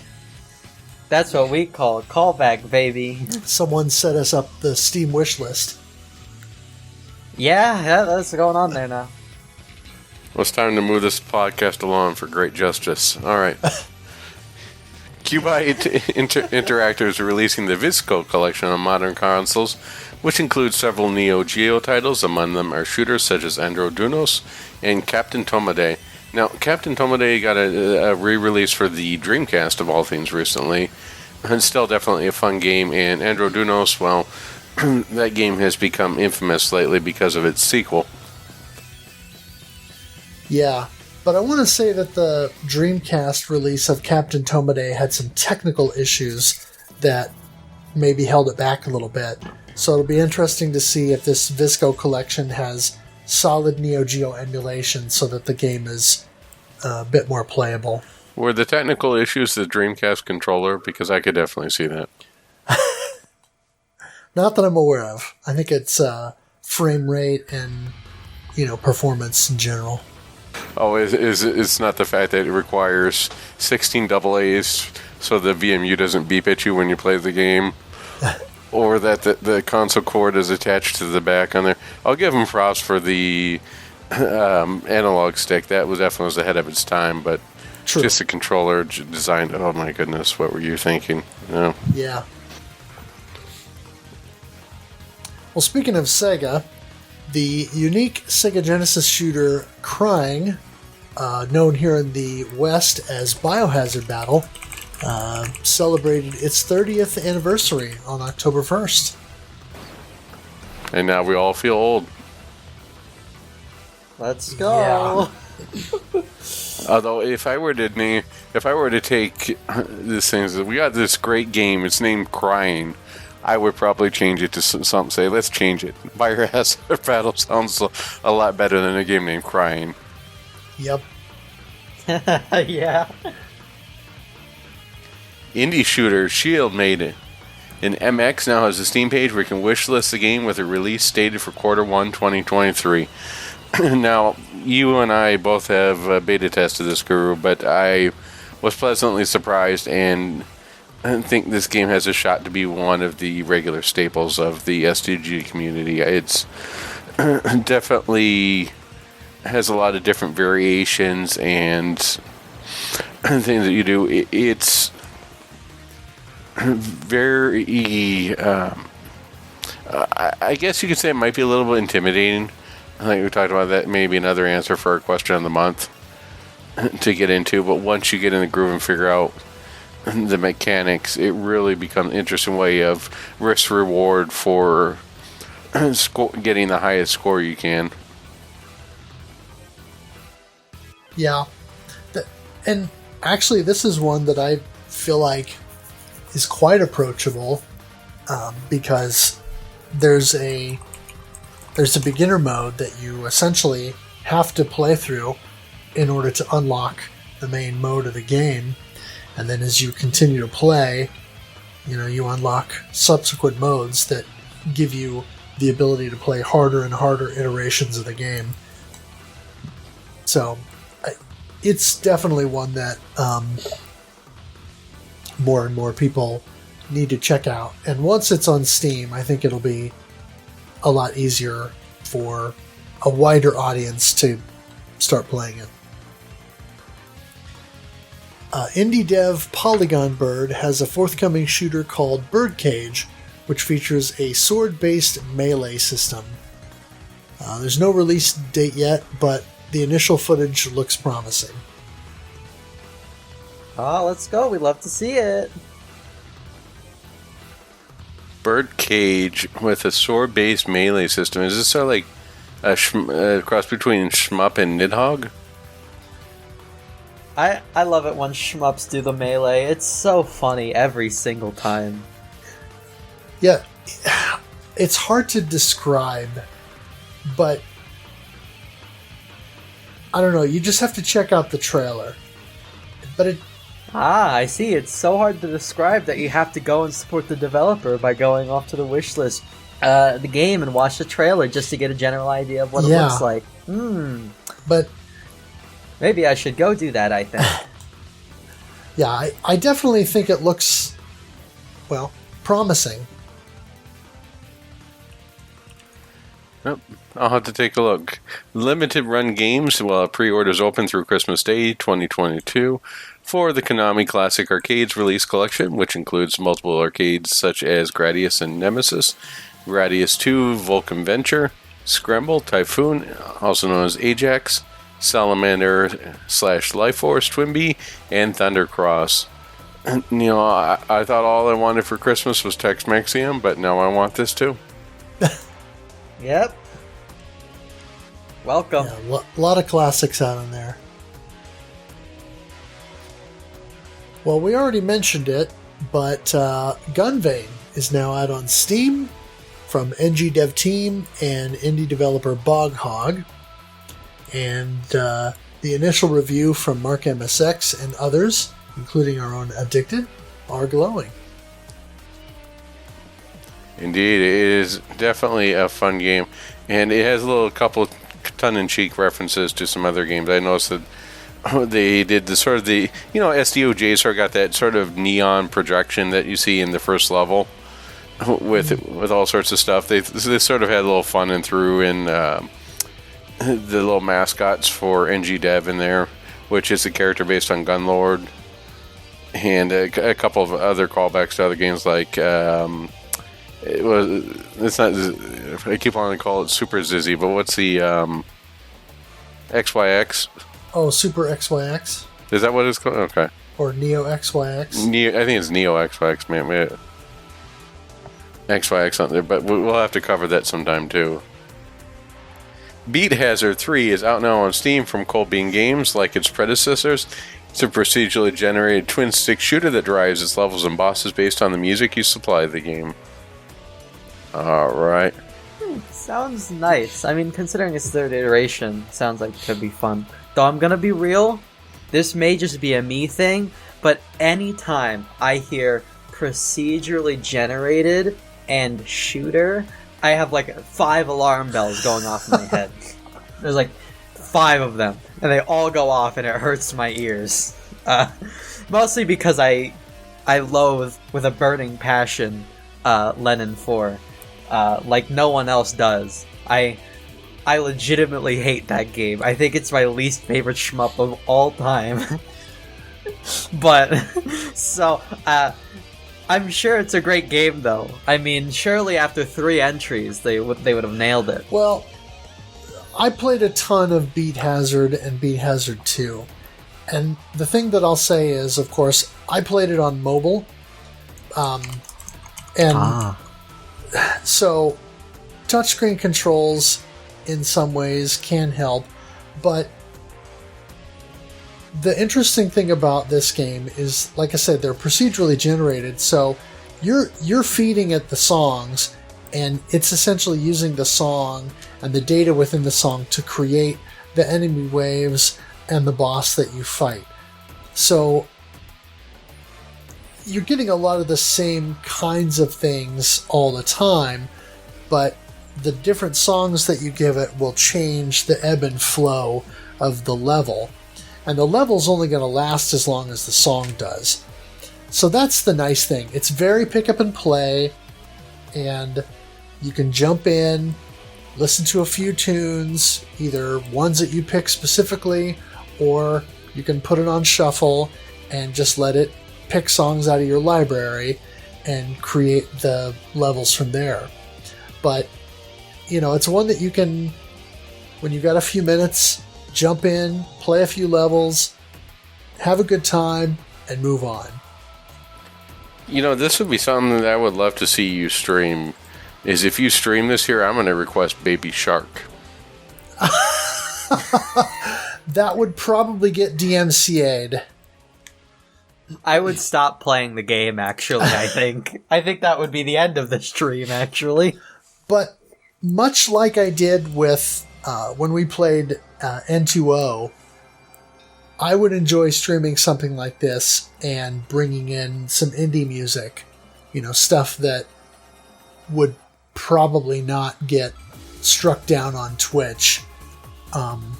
Unknown bands and old demos and things like that. Stuff that most people have never heard. That would be fun to mess with. Oh, yeah.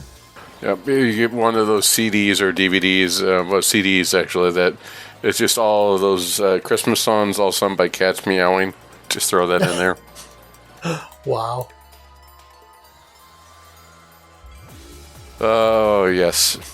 So, Draenus will be getting a physical release now, available for pre-order from Strictly Limited Games. Yes, and Draenus, from what I have heard, is an excellent plumbing solution. I've heard Sarah Flash, also known as Ed, mentioned several times. No, I actually heard it's a great shmup, so I'm looking forward to trying that one out. If I remember, Draenus is the shmup made by Team Ladybug, yes. right? The ones that did, yeah. Super fun. I mean, I really love Touhou Luna Nights, so this is exciting news. Very exciting news. Yeah, and supposedly it's a very approachable game, and some say that it's too easy until you get to the hardest difficulty mode, but that the mechanics are fun. So we'll have to check I'm looking it out. forward to it. Then again, leave it to a bunch of Touhou players to make it easy. Shmup, am I right? Nah.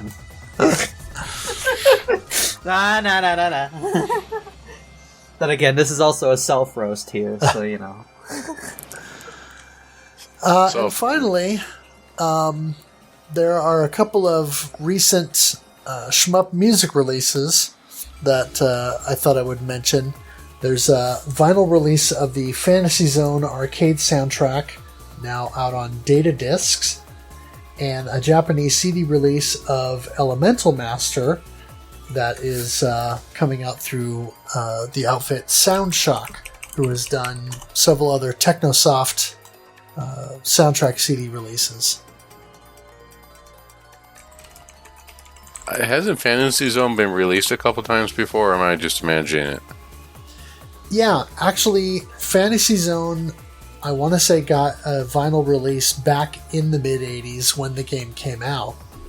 And then, somewhat more recently, there was a Fantasy Zone box set, which I actually have. And it's got kind of a crazy name to it. Let me bring it up here. Fly Away With Me, the best of Fantasy Zone? No, it's You Are the Wind Beneath My Wings? Fantasy Zone. Ultra Super Big Maximum Great Strong Complete Album is what it's called. Excellent. Yeah. It originally came out in 2011, but it is still commercially available because I bought it earlier in the year through Amazon Japan. And it's 4 discs. And it's quite literally all of the Fantasy Zone music that you would want. And it's the arcade version, the Sega Master System version, I think the PC Engine version of the original game, plus the PSG and FM versions of Fantasy Zone 2 on the Master System, the quote arcade music that came out on the 3DS version of Fantasy Zone 2 that M2 put together, plus what about the Specky? No Specky soundtrack? Oh. But the soundtrack for, I can't remember the name of it, but it's that other the Pac-Man clone? Zone. Yeah, the Pac-Man clone, Fantasy Zone Gear on the Game Gear. So it's all kinds of Fantasy Zone, and it's a great collection. But yeah, the new vinyl release comes in 3 flavors. A standard black vinyl, there's a colored vinyl, and then the one I got, which is the sort of pink and white splatter vinyl. Nice. Yeah, the game, it looks like, was called Opa Opa or Fantasy Zone The Maze. Yes. Does it have music from Space Fantasy Zone? I believe it does. All right, get ready. Let's go.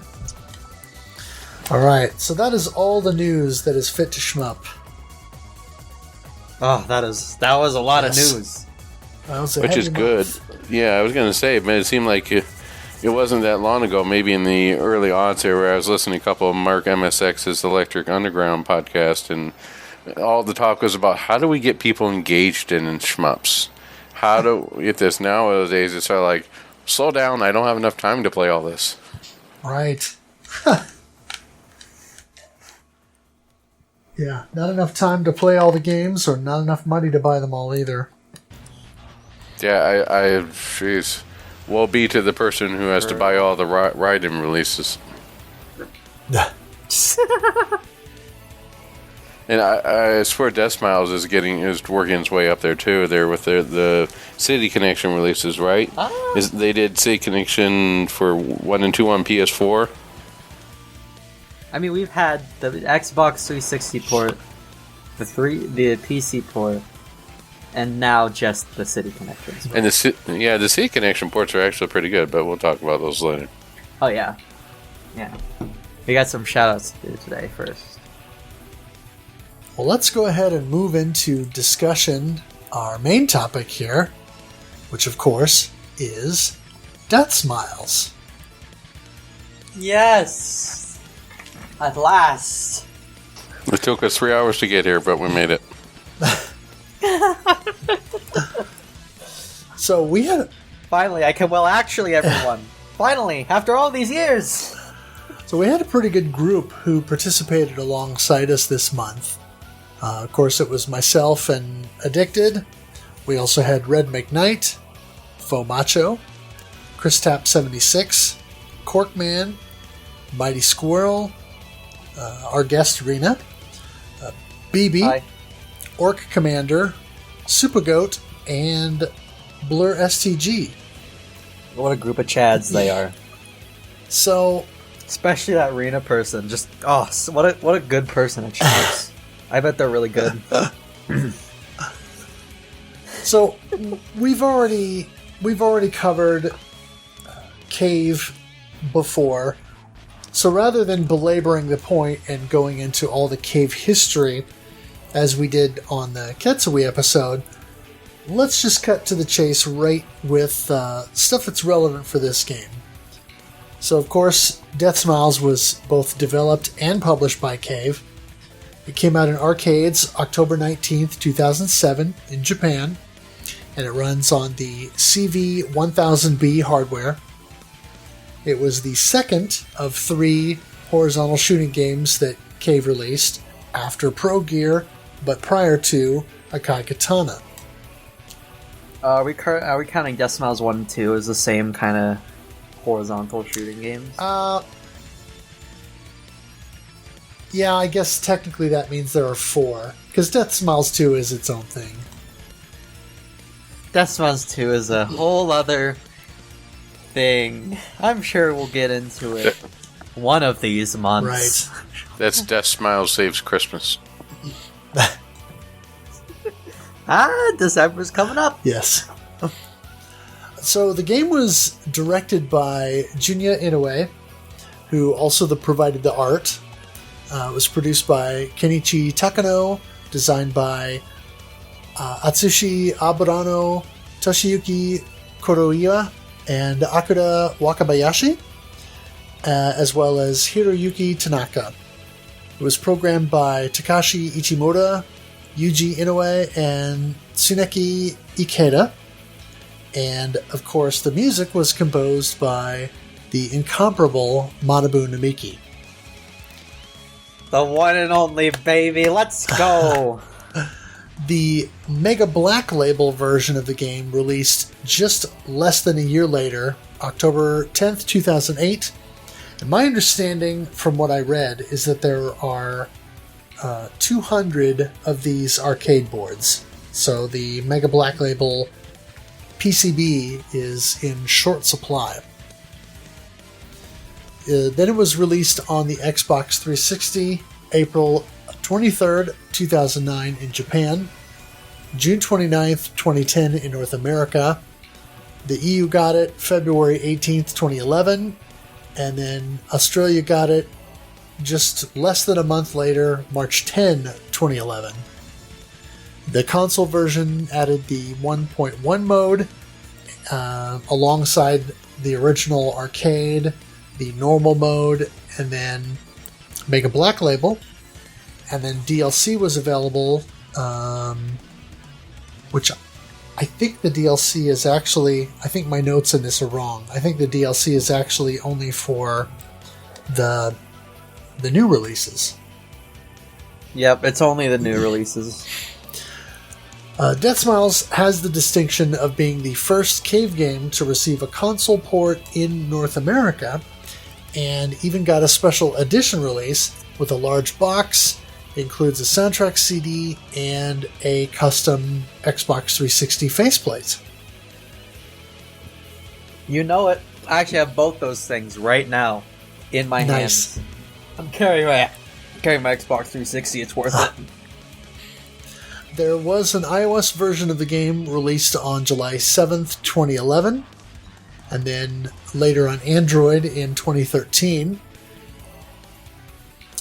The original Steam release that came out on Windows was in 2016 and was basically the same content as the 360 version.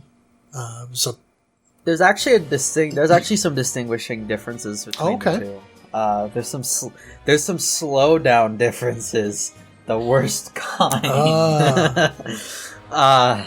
You see, the original port on the Xbox 360 was broken. It did not work correctly, especially with Mega Black Label.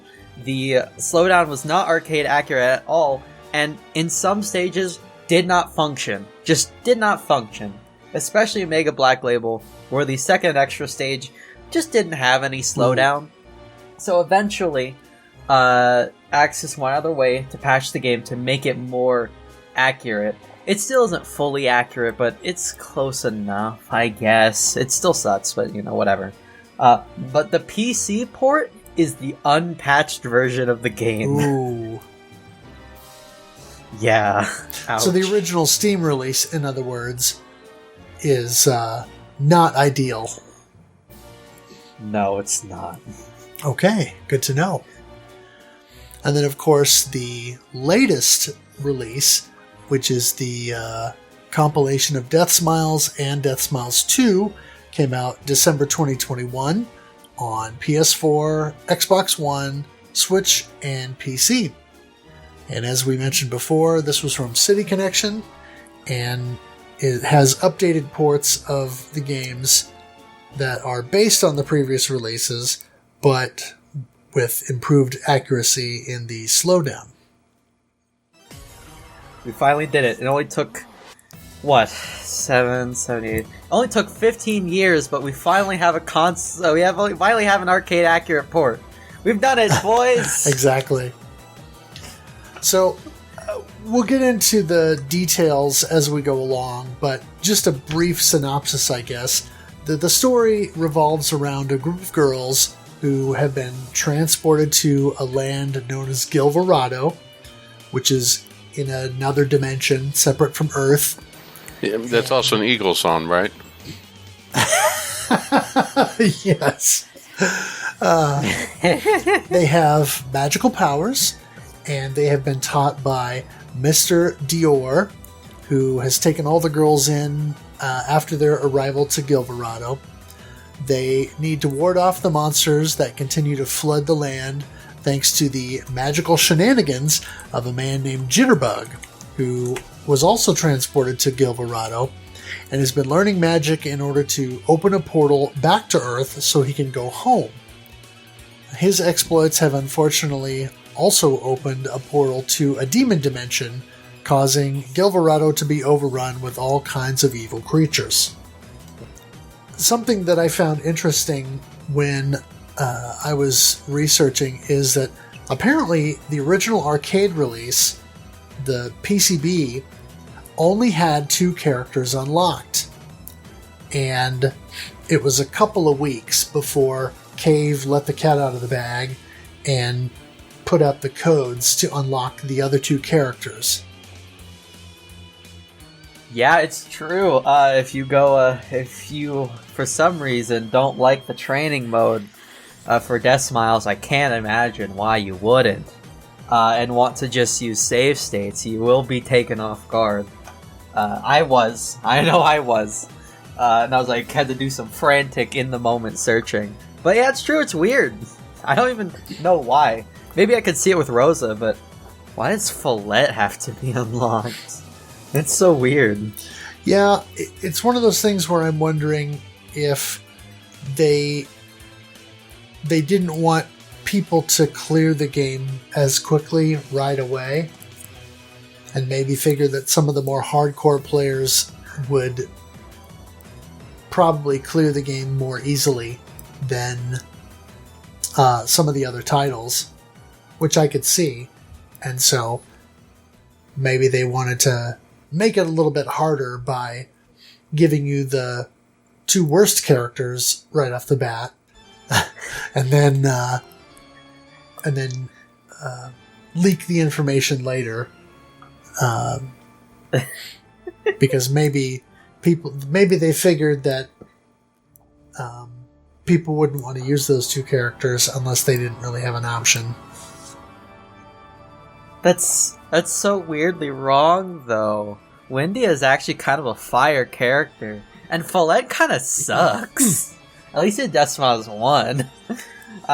No offense, because I play Fallout in Deathsmiles 2X, so I'm making up for my words here. But man, Fallout kind of sucks in this game. Weird choice. And then the Mega Black Label version adds the character Sakura, who you fight during the game, as a playable character. And then the newer DLC adds a whole new set of characters that you can play.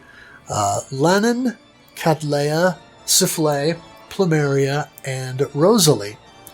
And based on what I found, these are all from the mobile cave STG, Gothic wa Maho Otome, sometimes abbreviated as Gomatsu. Ooh. Sorry, a little gotcha in my throat. I haven't checked this out, but I've actually heard that it's fun. So, take that for what you will. I don't know. I would contest this. I think they're just coping because they spent money on the game. Okay, so do you have anything to add in terms of story? Because I know there's lore here. Oh yeah, the deep Deathsmiles lore. Then again, you get most of the super weird lore bomb drops in Deathsmiles 2. Deathsmiles 1 is pretty tame in comparison. Oh, okay. Well, of course, each character has their own story in the game and their own ending, which kind of fleshes that out. But that's one of the things I found interesting about the game was the endings. Not to jump too far ahead, but the fact that for the main set of characters, there's a choice you can make at the end of the game, which changes the ending that you get. It's true. It's true. You can choose the good ending or the great ending. The great ending being, of course, the real outside world was the friends we made along the way. Yes. I thought the ending was that Mary the cow was a mastermind all along. How'd you know?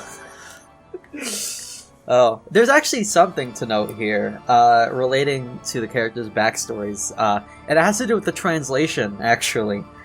Canonically, not only do the characters have an age, but a place that they originate from, because they're not all like Gilvaradians, I guess, whatever you would want to call them. I believe Arosa's from like California. Wendy is Japanese. Casper is, I believe, German, and Follette is, I don't know, probably Europe. French, I think. French? That makes sense. But it comes out in the dialogue, and this is a holdover specifically from the Axis port, that for some reason every other port feels like carrying over, and I do not know why. But the characters do in fact speak in very stereotypical accents. Casper says stuff like a wonder bar out of nowhere. Just throws it into her speech as like a little funny I do that all the time. And Rosa, don't you? I say, this is great. This is wunderbar. Wunderbar. Basically that, but they're not making a joke. They're actually just. Well, it reminds me of like it was that everyone who's played Enemy Territory, that free Wolfenstein game, will probably remember hearing the phrase "wunderbar" thrown about so many times. Oh, and Rosa says like "oh my god" and stuff like that. She's like total Valley Girl accent. It's hilarious, and for some reason, this horrid, very inaccurate translation has somehow stuck around throughout every single port of the game without fail. So I guess it's just a thing now.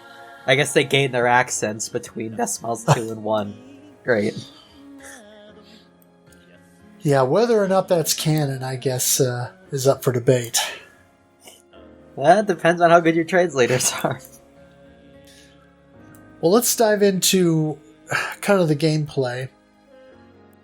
Like a lot of cave arcade games, the setup is essentially simple, but the cool thing with this game is that because it's horizontal scrolling, one of the things they introduce is that you can fire left or right.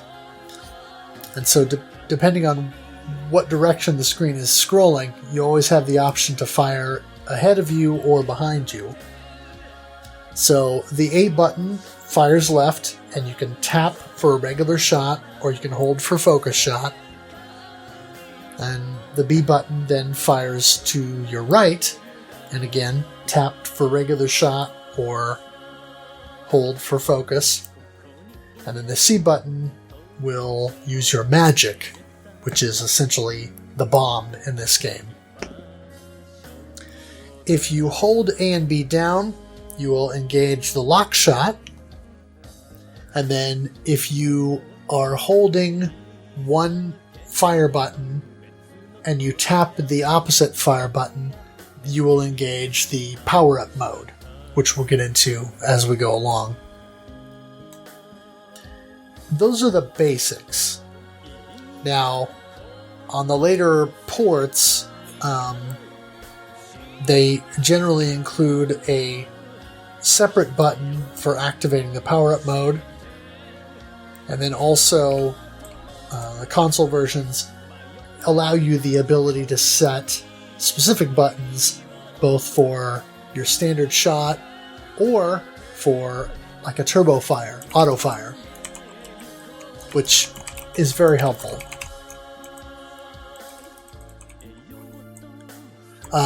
The 1.1 version adds a new feature that gives you the ability to control your familiar, what some people call your option, with the right thumbstick. That's an interesting change to the game, and I could see that having a lot of possibility. Yeah, it would definitely require some a change in the way that you think about the game and approach it in order to do that effectively. Well, I mean, if we're going to talk a little bit about scoring in here, with vanilla, if you're going the route of the death bullets, it's a lot easier to use Windia because Windia has a familiar or option that stays closest to her, right? So it's a lot easier to know and predictably swallow up the death bullets if you're going for score in vanilla. Now, the ability to control your familiar frees up a lot of different options in the way that you're going to deal with the smiling bullets of death. So, yeah, it really changes up the flow of the game.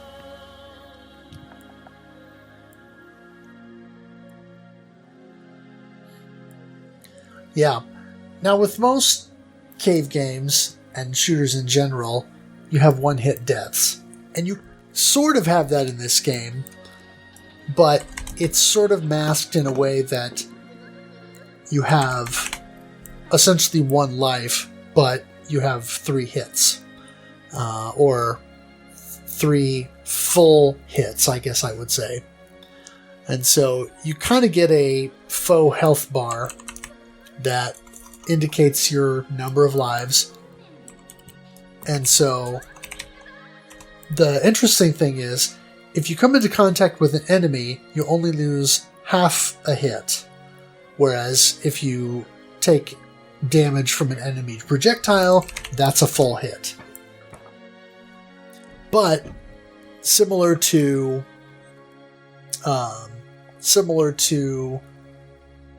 when you lose a life in a cave game, with the new life comes a refreshed bomb stock, or in this case, magic. You can also unlock additional health through play. You get a health refill, or extend if you will, at 20 million points, and then again at 45 million points. And there are also a couple of instances where you can get health pickups depending on what stage you're playing and what rank level you're playing. But you can, with the 20 million and the 45 million extends, if you have full health when you achieve those, then you can go up to a maximum of 5 full hit points. Now, as you take out enemies, that will generate items for you to collect. And there are 3 different base types of items that you'll get from enemies.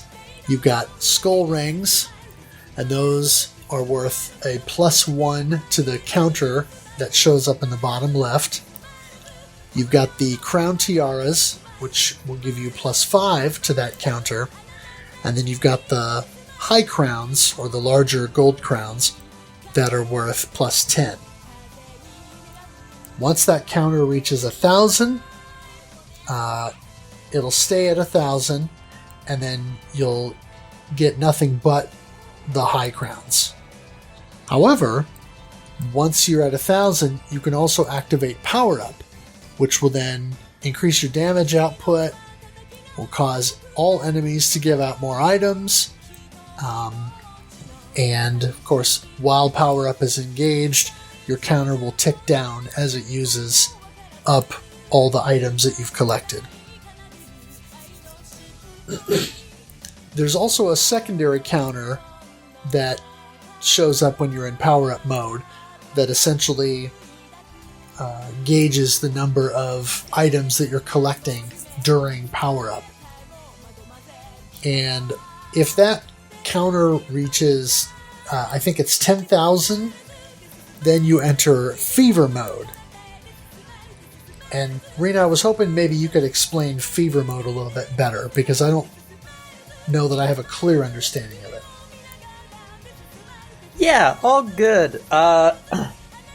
Basically, of course, we discussed this. There are 2 counters. There's the power up counter and the overall counter. The overall counter is very important for a lot of things in this game. And when you are in power up mode, and you collect enough to add your secondary counter all the way up to 10k, you achieve Frenzy mode. All of the pickups get the full 10,000 bonus. Everything drops them big ol' crowns. It's a good time all around. Though generally, the crowns actually come a little useless just because of how big the bonus is. It's a really big bonus. And it gets even bigger in Mega Black Label. It's so wacky. But you exit Fever mode either when you get out of Power Up mode, or you take some sort of hit. Either one will drop the overall counter right down to 0. Which is unfortunate. And it should be noted that you don't leave Frenzy mode automatically after a certain period of time, which is something to keep into your mind for later, because it's going to become very broken in the near future. Okay, good to know. There are 6 initial areas to play through in the game, each of which has 2 stages, and so...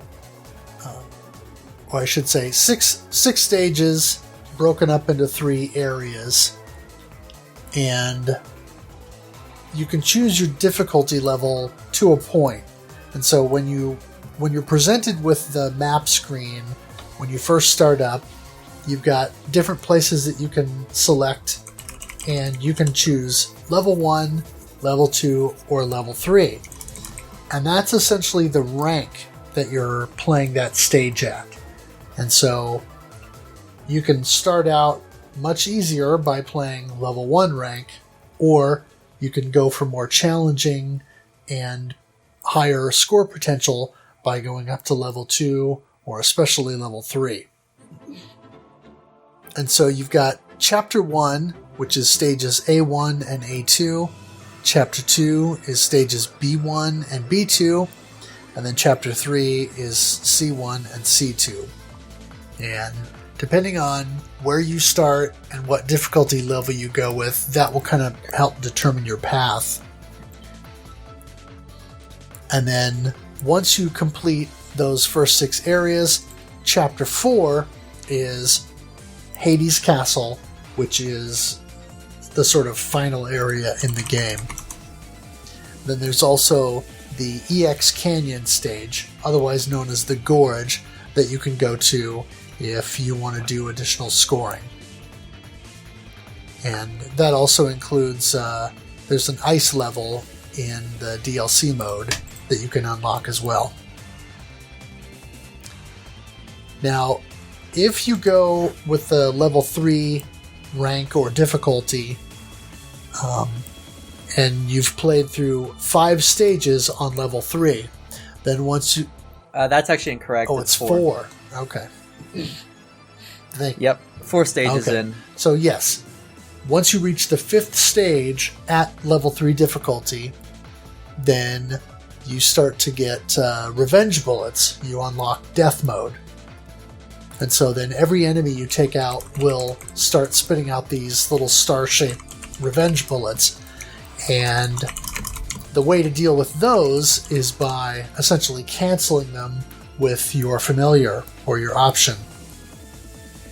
And so depending on the character you're playing will of course change the strategy, because the familiars operate differently for different characters. Yeah, and let's see here. There's a couple different ways for this, right? We have, if you go through the first 4 stages, you get to level 1. Then you got to go through the canyon stage to get through level 2. And if you successfully pass the canyon stage, then the last stage, stage 7, will be the Death Bullets 3, at least in vanilla. Yep, that's how it do be. And getting through the canyon stage is such a giant pain in the butt that most people won't do it. Right. Yeah, I personally think it's easier to just go higher rank on all the other stages and bypass the canyon if you want to go for score, but have a better chance of survival. And aren't the death bullets based upon the air size of the sprite too, not by when they're destroyed, if I remember correctly? Yeah, I think they're always proportional to the size of the enemy. So small enemies will put out just a handful of revenge bullets, whereas the larger enemies will kind of flood them at you. Oh, will they? Oh, there are some exceptions to the rule. Oh? Yeah, the green bats during Hades Castle spawn a disproportionate amount of bullets compared to their size. It is very silly. They spawn bullets for like 2 seconds straight. It's super not fun. Okay. And most of the Gorge enemies also do a similar thing because they like being annoying. Specifically enemies on minecarts. Why? Because I guess the game just does not like people. Which is fair. I don't like people either. One other thing to note, or a couple of other things to note. Revenge bullets, when you're absorbing them with your familiar, each revenge bullet essentially counts the same as one item to your counter. And I want to say you get like 100 points per canceled bullet. That's another one to keep in your brain for later. It's another one. Get the cogs turning on that one. Keep it in your brain. And then if you go level 3 all the way through, and you go do the Gorge, when you get to the Hades Castle, then you'll be in Death Mode level 2, which is the highest rank in the game.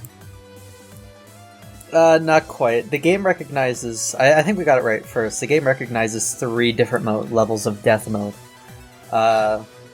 There's the first one, which you get after completing 4 stages on level 3. There's the second one, which happens once you finish the first canyon. initial 6 stages. Well, it happens at either canyon or Hades Castle, depending on which stage you choose. And Death Mode level 3 happens if you finish the Gorge. I see. Okay. Well, that's different than the guide that I was looking at. Interesting. Yeah, that's just with vanilla, though. It changes with Black Label. Black Label's a whole other Right. thing. Black Label handles rank very differently. Yeah. Rank also affects the items that will be available in different stages. So, depending on what stage and what rank or level you choose, that will affect potentially what's available in those stages. So, by way of example, in the swamp stage where you fight Sakura, if you go to that stage on level 2, there's this wrecked car that's sitting there as you get close to the end of the stage. And if you destroy that car, you'll get a life up item if you play that at level 2. Whereas if you play that at level 3, you'll get a magic item. Similarly, stage A1, if you play that as level 3, there are 2 good size ogre type enemies or cyclops enemies. Each one of those will afford you a life up item. So I know there are some people that will strategize based on that, so that they'll play A1 last. That way, if they've taken any damage during the lead up to that, they can maybe use that to recover and get back to having full life. Yeah, speaking of level 2 on there, Mike Ray's in this, but the last boss of that, right? Jonah, I think is his name. There, at first, I thought someone copied and pasted the last boss of Gradius 2 in there. Just that giant head. But then he does his best, Gradius volcano impression there. So, where it just starts violently shaking and rocks come out. Right. So I don't know if that was a nod to just how easy the last bosses of Gradius games are, or on there. But that boss in particular stuck with that, and of course Mary the cow. Beef it's what's for dinner. But it's this game is just full of quirkiness. Oh yeah. That's one way to put it. Each character has different speeds based on whether you're using your standard shot or your focus shot, and that changes further when you're in power-up mode. So, interestingly enough, there are a couple of characters that, while in power-up, will move faster when you're focus shot versus standard shot, which is interesting. So it's a little bit different setup than most other games. Yeah, this is, I think we touched upon this earlier, but Deathsmiles has been called shmup weed, or, a gateway shmup, because of how easy it is to get into. You could do a pretty easy 1-credit clear if you practice enough on here. At least playing for survival, it's not too hard. But the scoring system and taking advantage of it is where the true depth of this game lies. And we talked earlier about games that are, easy to start, hard to master, and that's one that and keep you coming back. Games like Project Steel or Project Starship X or Gunvein, and I think this is why this game continues to hold that appeal. Is with, yes, you can play it for survival, but to get the most out of it, you got to really learn the intricacies of the scoring system.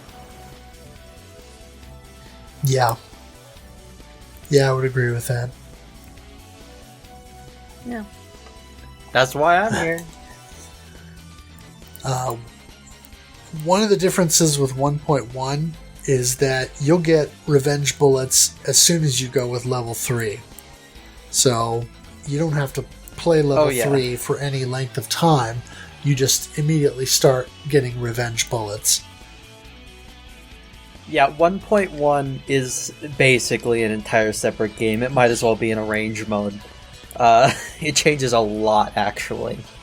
Yeah, and something that I put in here with a question mark is, when I was messing with it, it seems like maybe power-up mode drains faster in 1.1. Well, no it doesn't, actually, but technically, kind of. You see, this is actually a byproduct of the slowdown, and why the arcade-accurate ports are very, very important for this game. When the game lags out, it gives you more time in power-up mode, so if you know what you're doing, you can extend your power-up mode if you lag the game as much as possible. So, I imagine why you probably saw that 1.1 had much faster drain on power-up isn't because the power-up actually drains any faster than it would normally, but because you probably didn't, because the scoring is so different, and it was built for Xbox 360, so slowdown's a little less intense, that you probably did drain a little faster, kind of, in that weird way. And that's why the arcade original is the highest scoring version of the game. Thank you for watching my TED Talk.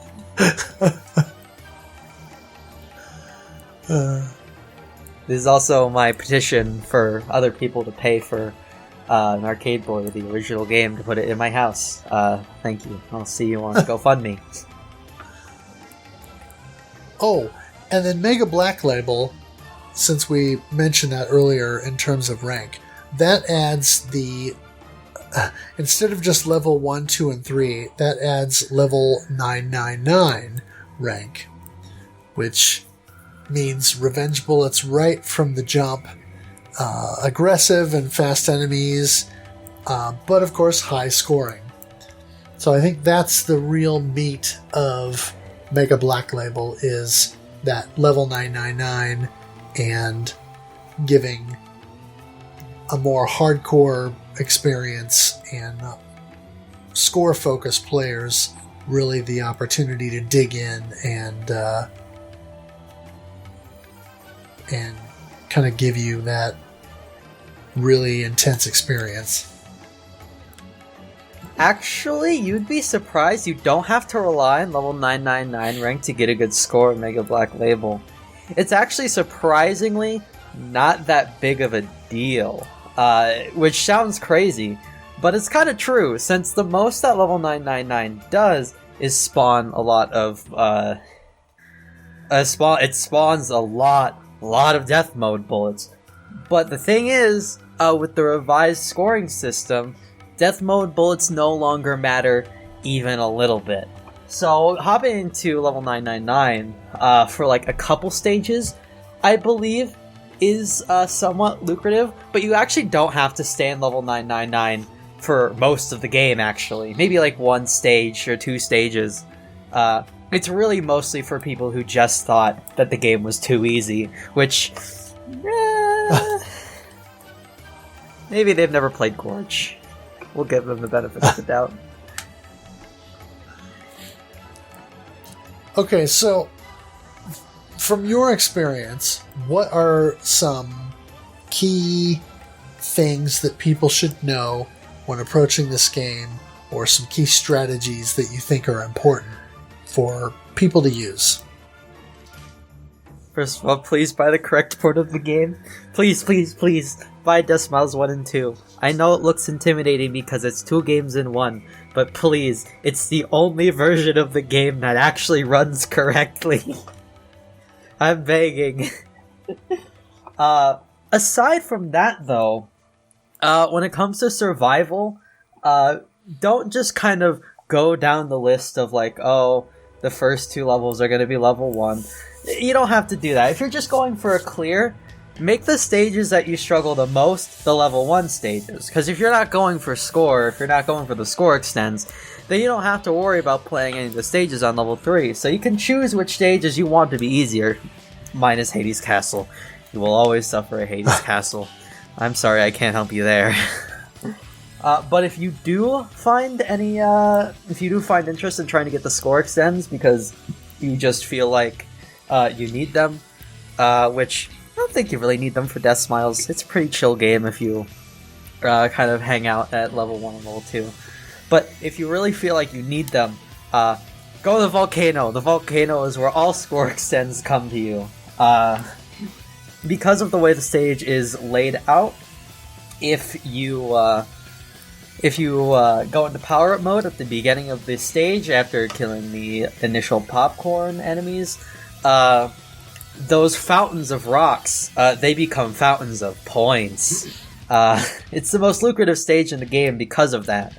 Now, there are some advanced strategies that revolve around the stage with refreshes and stuff like that. It's a bunch of dumb stuff you don't have to worry about.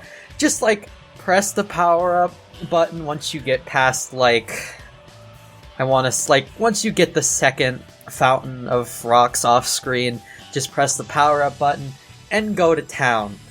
You'll get those score extends right away. You'll go right into frenzy mode, and you'll get to chillax a little bit because it makes the stage a lot easier because most of the challenge of the stage is the rocks. And bonus, you don't actually take any impact damage when you're in power-up mode. You can just phase through things all you like.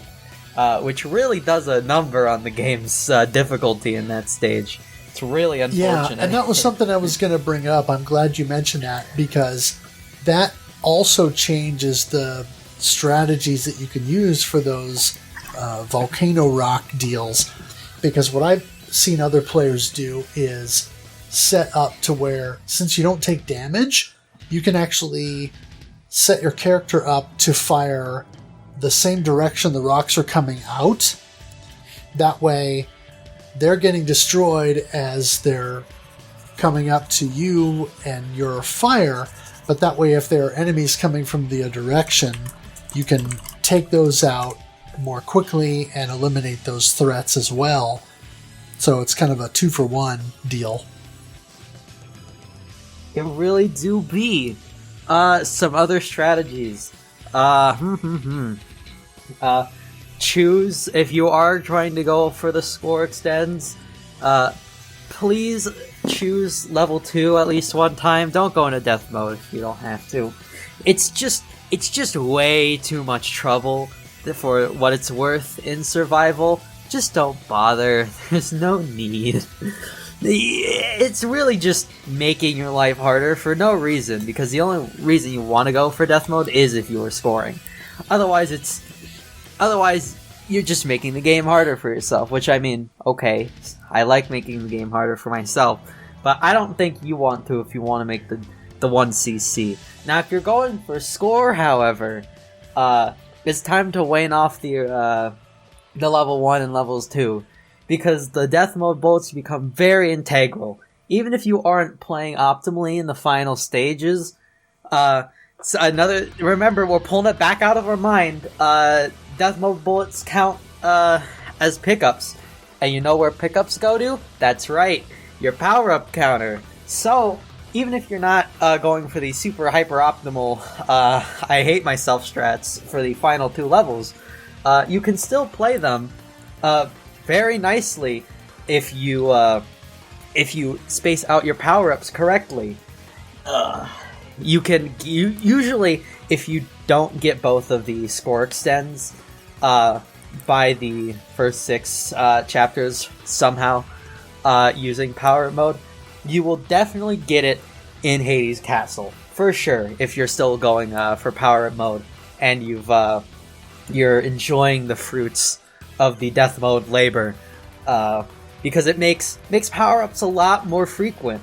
It allows you to sort of play a little more aggressively with it without having to rely on very complicated strategies, which we'll go into later. We're going to get into the actual meat of the scoring later.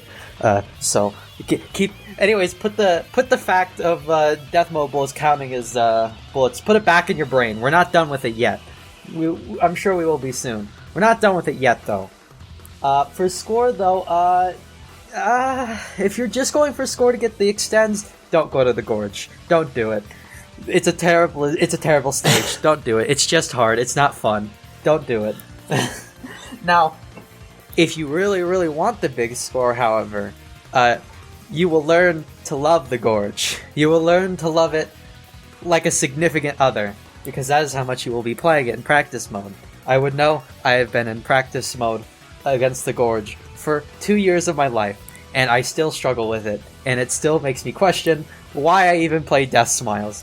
But it's something you'll have to get used to if you want to get the big boy scores, because it's a whole other stage, and it gives you a whole lot more death mode bullets, and that's right, death mode bullets is free score every single time. The more the better. Let's see. Anything else? Not really. Make sure you're make sure you're routing out your stages well. You could be missing out on free pickups, free lives, if you route out your first 6 stages incorrectly. Make sure to look up where those lives are, because it depends. Where those lives are does depend on what order you go in the stages. So you could be missing out on some free lives, and you could never know it. Usually the game's pretty generous. I want to say that there's like some form of life up item, at least in most of the stages if you pick them as like the second to last stage. But I might be entirely wrong with that. And it is you can miss them. You can completely miss all of the life up pickups if you just route incorrectly, which is a bummer. But it is a fact, so it's something else to consider. Aside from that, not much else to say before we get into like the actual schmeat of the scoring.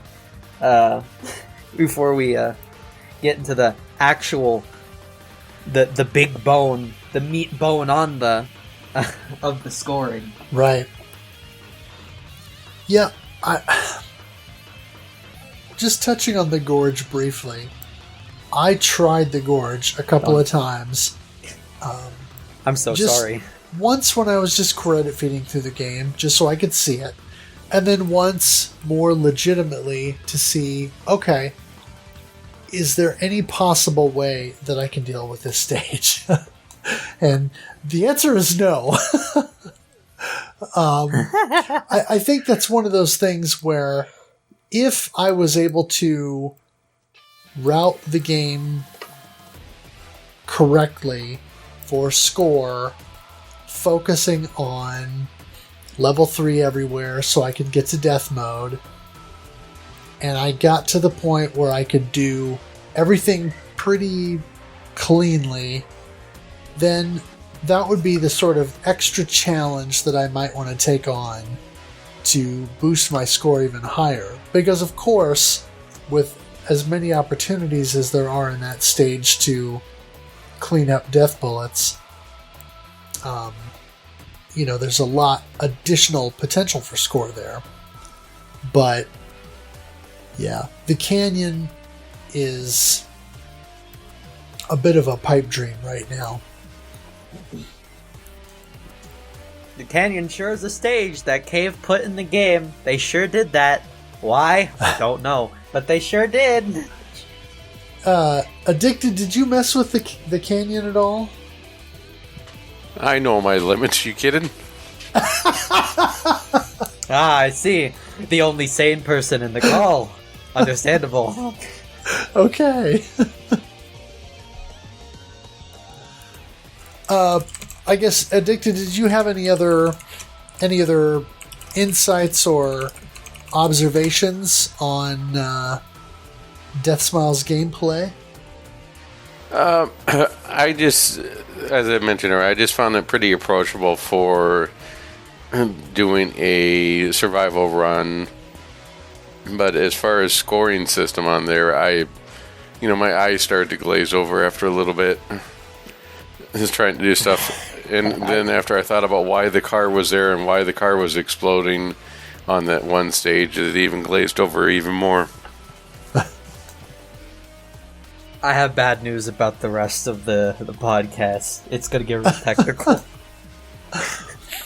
Well, before we jump into the too technical, let's just touch on the graphics and sound for a little bit.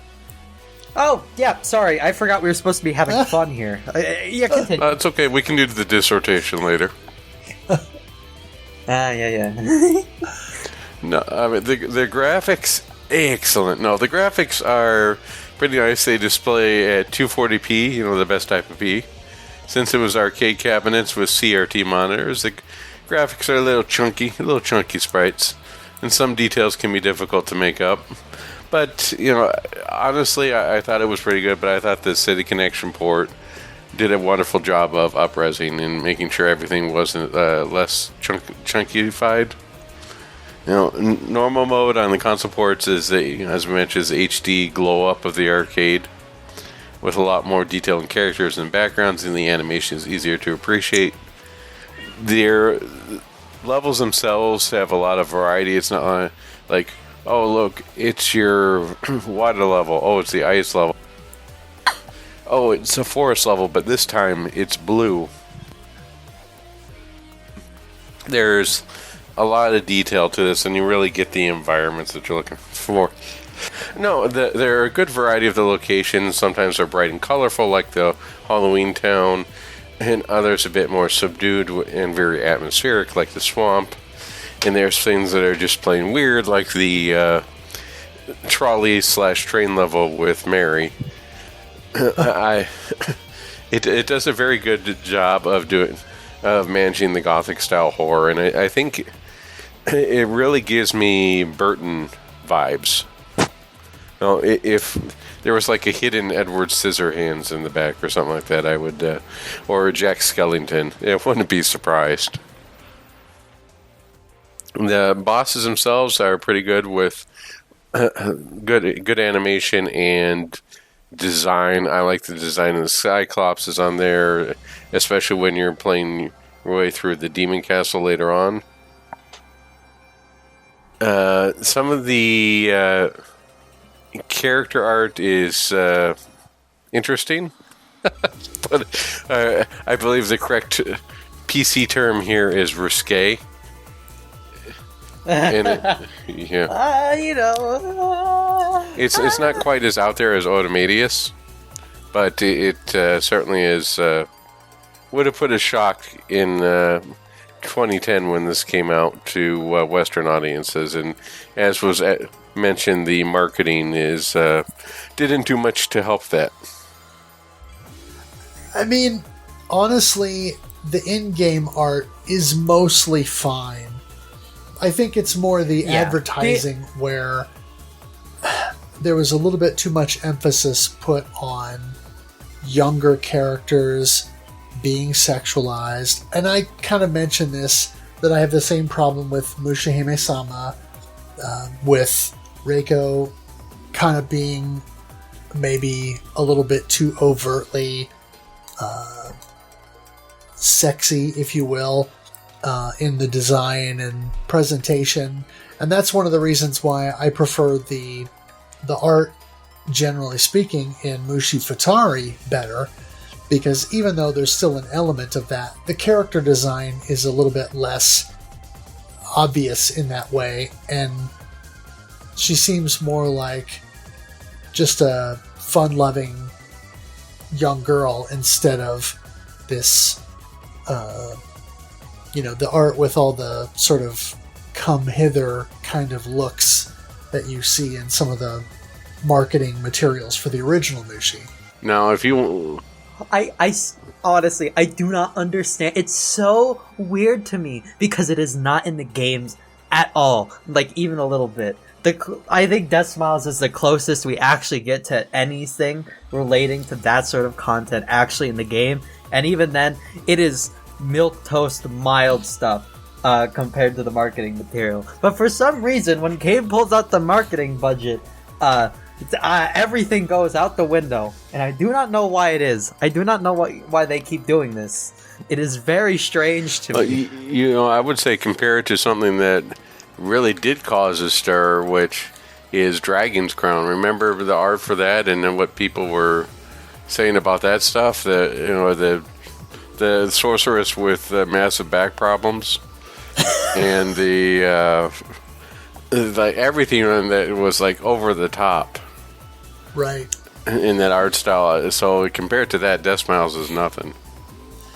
At least with Dragon's Crown, I can kind of see it from the standpoint that you could make the case that the exaggerations in that art style, they lean into it a little bit to the point where you might also consider it self-parody. Because if you look at other Vanillaware games, they don't really do that. They have really nice stylized art, but Dragon's Crown is the one that sort of takes it to a whole new level. So you could look at it in the way that they're sort of playing into that because it's a bit of a parody. You know, I was sort of thinking they would call it Parodius, but then I realized that they did do that with Parodius and they called it Odomedius. Right. Now, I will say, if I remember correctly, one character in the game, one of the endings, has a scene where they're all sort of in a bathhouse or something like that. Yeah, I think that's the worst it gets. Yeah. I mean, it's not explicit or anything like that. Yeah, it's not even like terrible. It's just Right. weird. It's just mildly suggestive. So yeah, that's the worst that it gets in the game. But it's more the marketing materials. I mean, every time. In the new City Connection port, I noticed that one of the screens you go to, I want to say it was the option screen where I was going in and you can choose the soundtracks, that there's a picture with all the characters kind of in a group together, and Follette is looking a little bit more yeah. Anyway, it's those kinds of things that bother me. I realize they're just fictional characters, but when their fictional characters are supposed to be minors and they're treated in that way, it just feels a little bit wrong to me. A little sus, dare I Yeah. say. A little sussy vodka, Yeah. if I may. It would just, and I realize that cultural mores are different between cultures, so this is more of a thing in Japan than it is generally here in the West. But it still feels kind of skeezy to me. Skeezy's one way to put it about some feelings you could have about that. That's I guess that's one way to put it. Yeah. Well, let's just put... It's really weird. Please stop doing it, Japan. I'm begging you. Please, just one time. Yes. Please. So if you beat the game and get the true ending, does Stone Phillips come into your room? Say what? Stone Phillips? Do you know what I'm talking about? Uh-uh. He's the guy who always come in on To Catch a Predator. Oh. Yep. All right, we can cut that joke off. You choose the good ending in Deathsmiles too. Chris Hansen walks in, asks you about the brownies.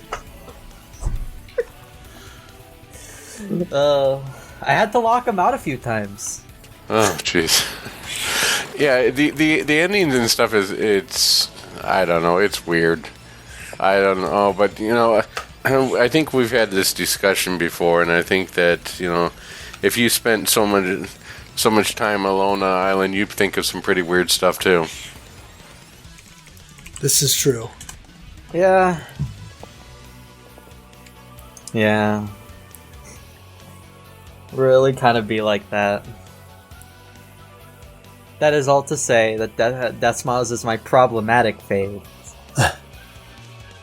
It gets even worse when you take the Deathsmiles 2 into consideration, but we don't get to talk about that yet. Oh, we'll wait till December. We'll wait till December before I start roasting my also problematic That's one way to fave. make it December to remember. A December to remember. questioning Deathsmiles 2 on why they all look like they're 4. Oh, yes. Very strange. But that's a different month. Yep. Or a different year. Depending on what you guys decide to do.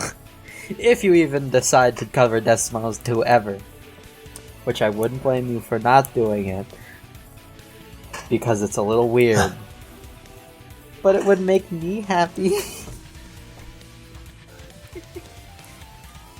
That aside, we can't keep getting sidetracked. So there's a soundtrack apparently. It's very good. It's a very good soundtrack. Manabu Namiki coming in clutch for the W one more time. As per usual. Never misses. Not one single time. Tell me one time that man has missed. Never. Doesn't happen. Yeah, I haven't heard anything from Manabu Namiki that I didn't like. And this soundtrack just continues that streak. And I really enjoy it. It's one thing that keeps me coming back. It just sounds great. Oh, so good. And one thing that I really appreciate about it is that there are a lot of moods in this soundtrack. You get a good variety between levels that are much more in that sort of gothic kind of mode. You get stuff that's a little bit more typical video gamey kind of approach. And then there's Lakeshore. Well, and then you get And then you get a couple of the levels that are straight up like gothic heavy metal, which I love. And then of course you get to the end of the game when you get to Tyranno Satan, and it's Toccata and Fugue in D minor from Bach, which is amazing. It's my favorite detail of the game. Everyone mentions it. And for good reason. It's a perfect capstone. It is a beautiful Halloween moment Oh, in video game history. Mwah. And also, you have a dinosaur crossed with Satan. pretty much, yeah.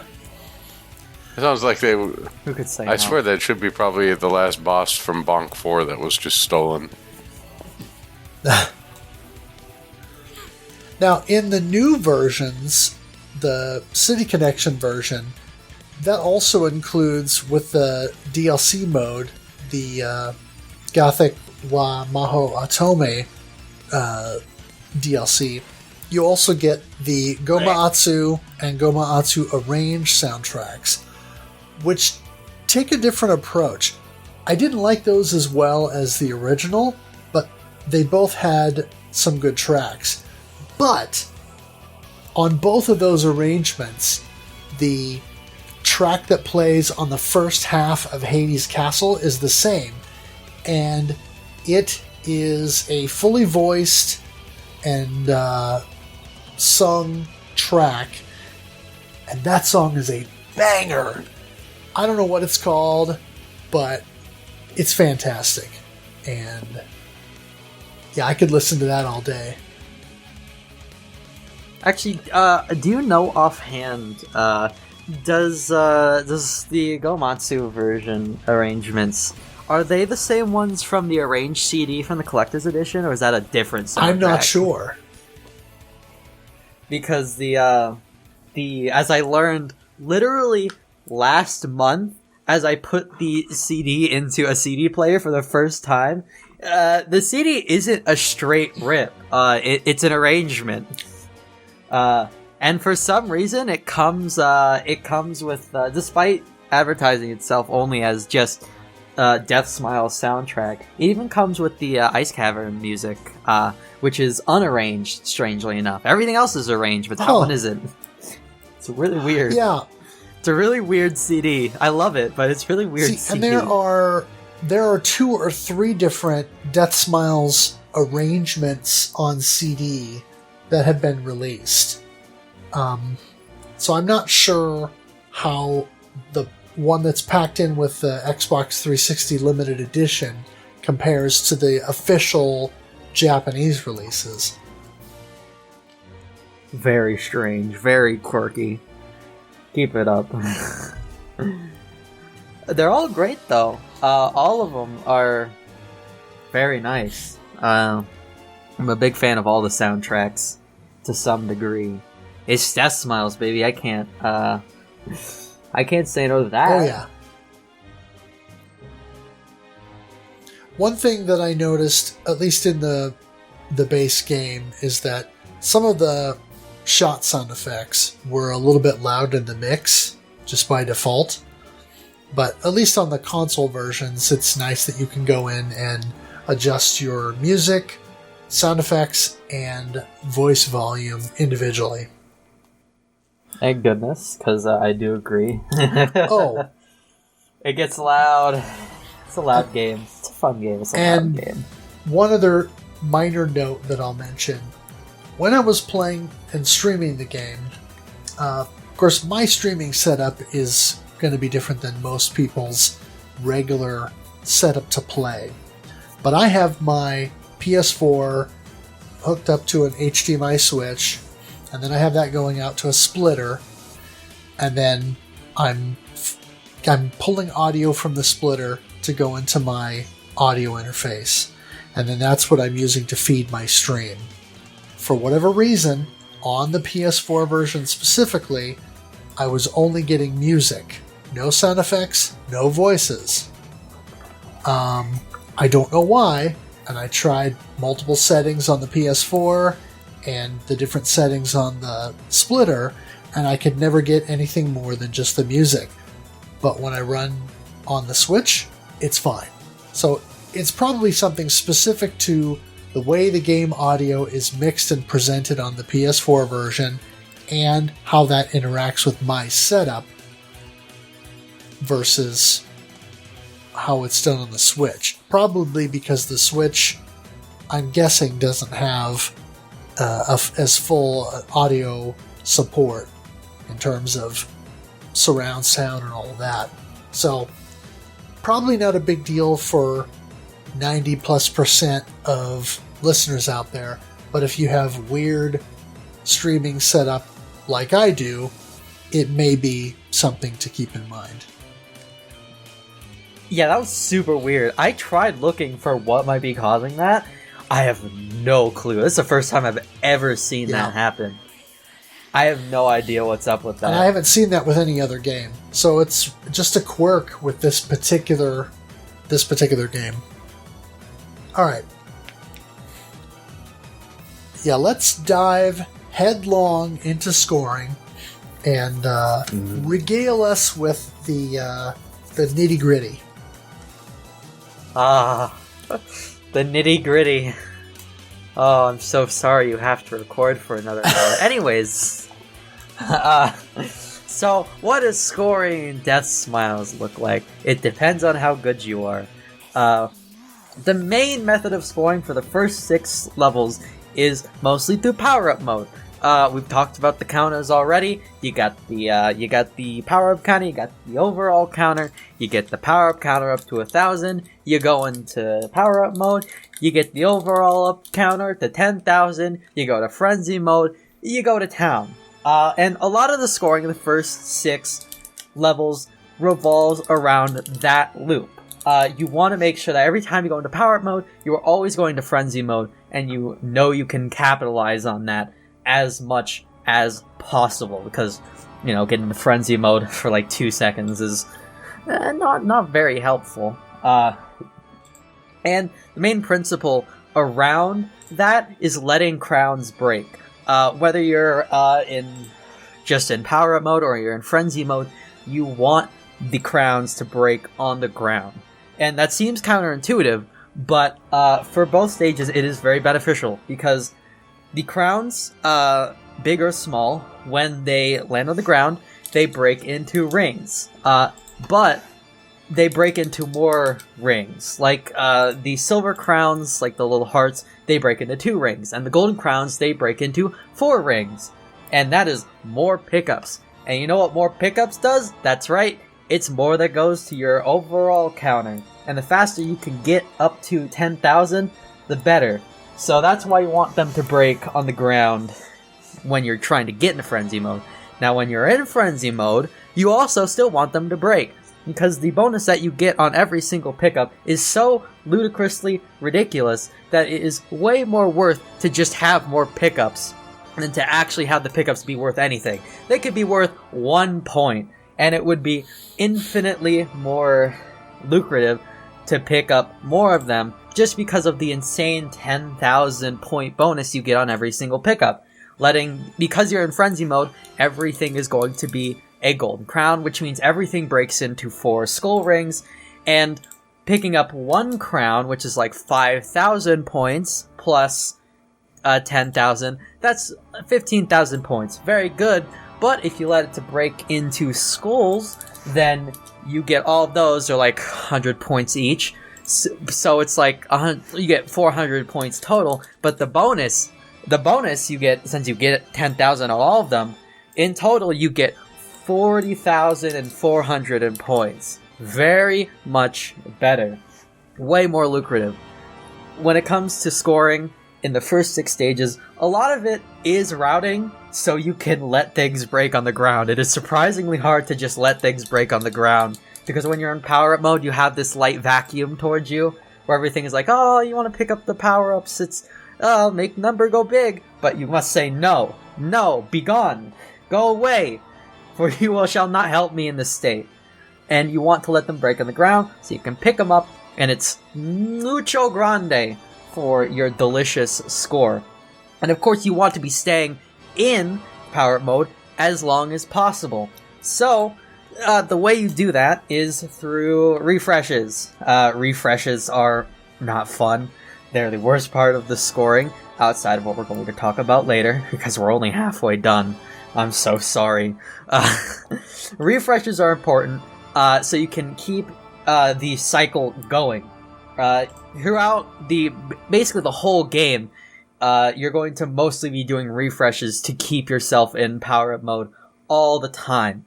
The way it works is you want to kill a bunch of enemies on screen all at once, whether that be through a bomb or they just happen to be in a cluster or whatever, but you want to do that right before your power-up mode ends, because if you're in frenzy, everything's gonna drop golden crowns, and golden crowns are very good for getting your power-up counter up to snuff. So, you want to get all the golden crowns on the screen, you then get out of power-up mode, and then you can pick up all those golden crowns and get right back to the action. It is a lot harder than you think it is. Because the most common way for getting a refresh is through a bomb, which means you have to time your bomb, and it is notoriously difficult, because when you time your bomb, is very precise, and it will differ from run to run, because of just how intricate that the play is with the overall counter. You can come, like, just as an example, the volcano stage we were talking about earlier, halfway through you can do a refresh off of a series of eyeballs.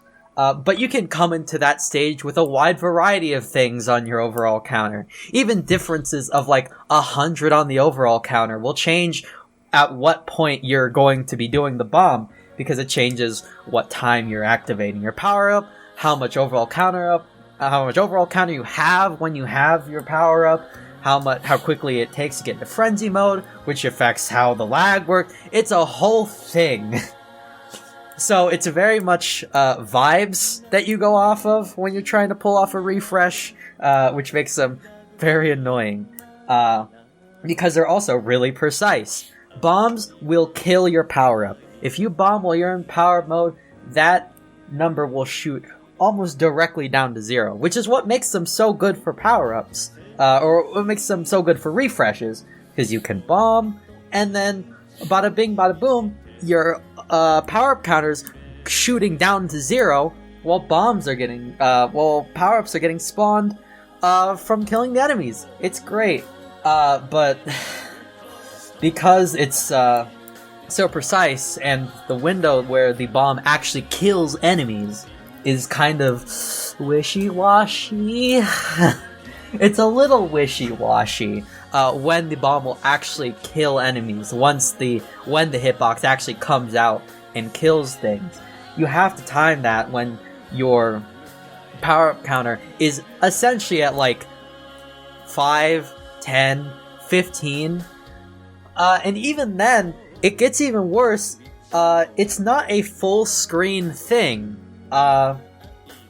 It's not even like a full screen, it just like paints like a giant red hitbox and it kills all the enemies all at once. No, it has sort of like an outward explosion. So things that are closer to the center of the bomb will die quicker than enemies that are farther away from the center of the bomb.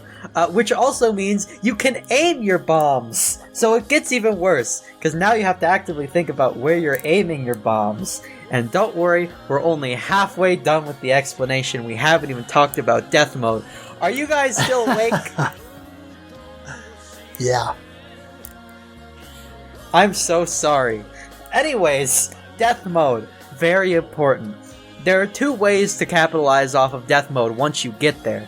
The first, as we explained earlier, is that you can keep cruising along innocently as if nothing bad will ever happen on the power-up mode train. You can choo-choo all the way to the bank and take home a pretty respectable score just by cruising along on death mode bullets, because of course they count as pickups, which means they add to your power-up counter, and that means they also add to your overall counter when you're in power-up mode, which means you're getting frenzy and you're getting power-up mode a lot easier. It's also a lot easier to get refreshes. It's great. It's great. It's nice and calm.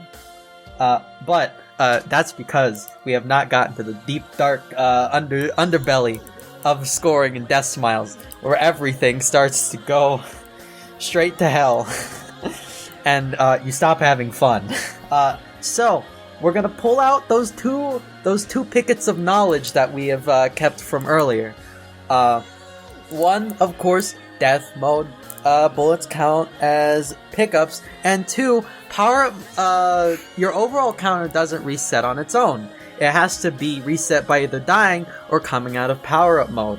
So, big thing, once you get death mode going, instead of ever touching power-up again, you can just not. You can just not power up. And if you take your way through the gorge, and if you take your way through Hades Castle, you can actually, by like halfway through the gorge, have cancelled so many death mode bullets that you will reach frenzy without ever going into power-up mode. You will get to 10,000 on the overall counter without ever going into power-up mode. And this completely breaks the game. It ruins everything, because the scores you can get by just mad chillin', soaking up as many death mode bullets as possible once you get death mode activated is absolutely ludicrous. When we talk about scores with the power-up mode, we're like, we're getting the 100 millions, It's a good time. With the death mode bullet strategy where you never go into power-up mode, we're talking about trillions of points. It's that big of a difference, because the game will just throw that many bullets at you, especially in the last two stages of the game. Now, you may notice the problem here, and that problem being that your counter resets to 0 if you die. So, the moment you activate death mode, you cannot die for the rest of the game. You must no-miss the rest of the game. And while you're doing that, you are actively making the game as hard as possible by making sure that you get as many death mode bullets spawn on screen as you can reasonably manage with. And this also means no missing the gorge, which, quite frankly, I feel like should be illegal in at least 17 different countries. But here we are. And that whole thing constitutes the majority of the grind. Getting to that level. Because it's two different echelons of good scoring. You got the great people who are just great with power-up mode, and those people went on to go play the better game, Mega Black Label, because it doesn't have this issue. But Deathsmiles does in fact have this issue, and you got the super Omega players who can no miss the entire game, even in death mode level 2 and 3. And I quite frankly, I don't know what they're on. I would like to have some, honestly, because I've been grinding at the Gorge for 2 years, and I still haven't no missed it. And quite frankly, I'm having a little bit of a mental breakdown over it. So talking about it helps me cope a little bit. And now, I think we're finally done with scoring. That's the gist.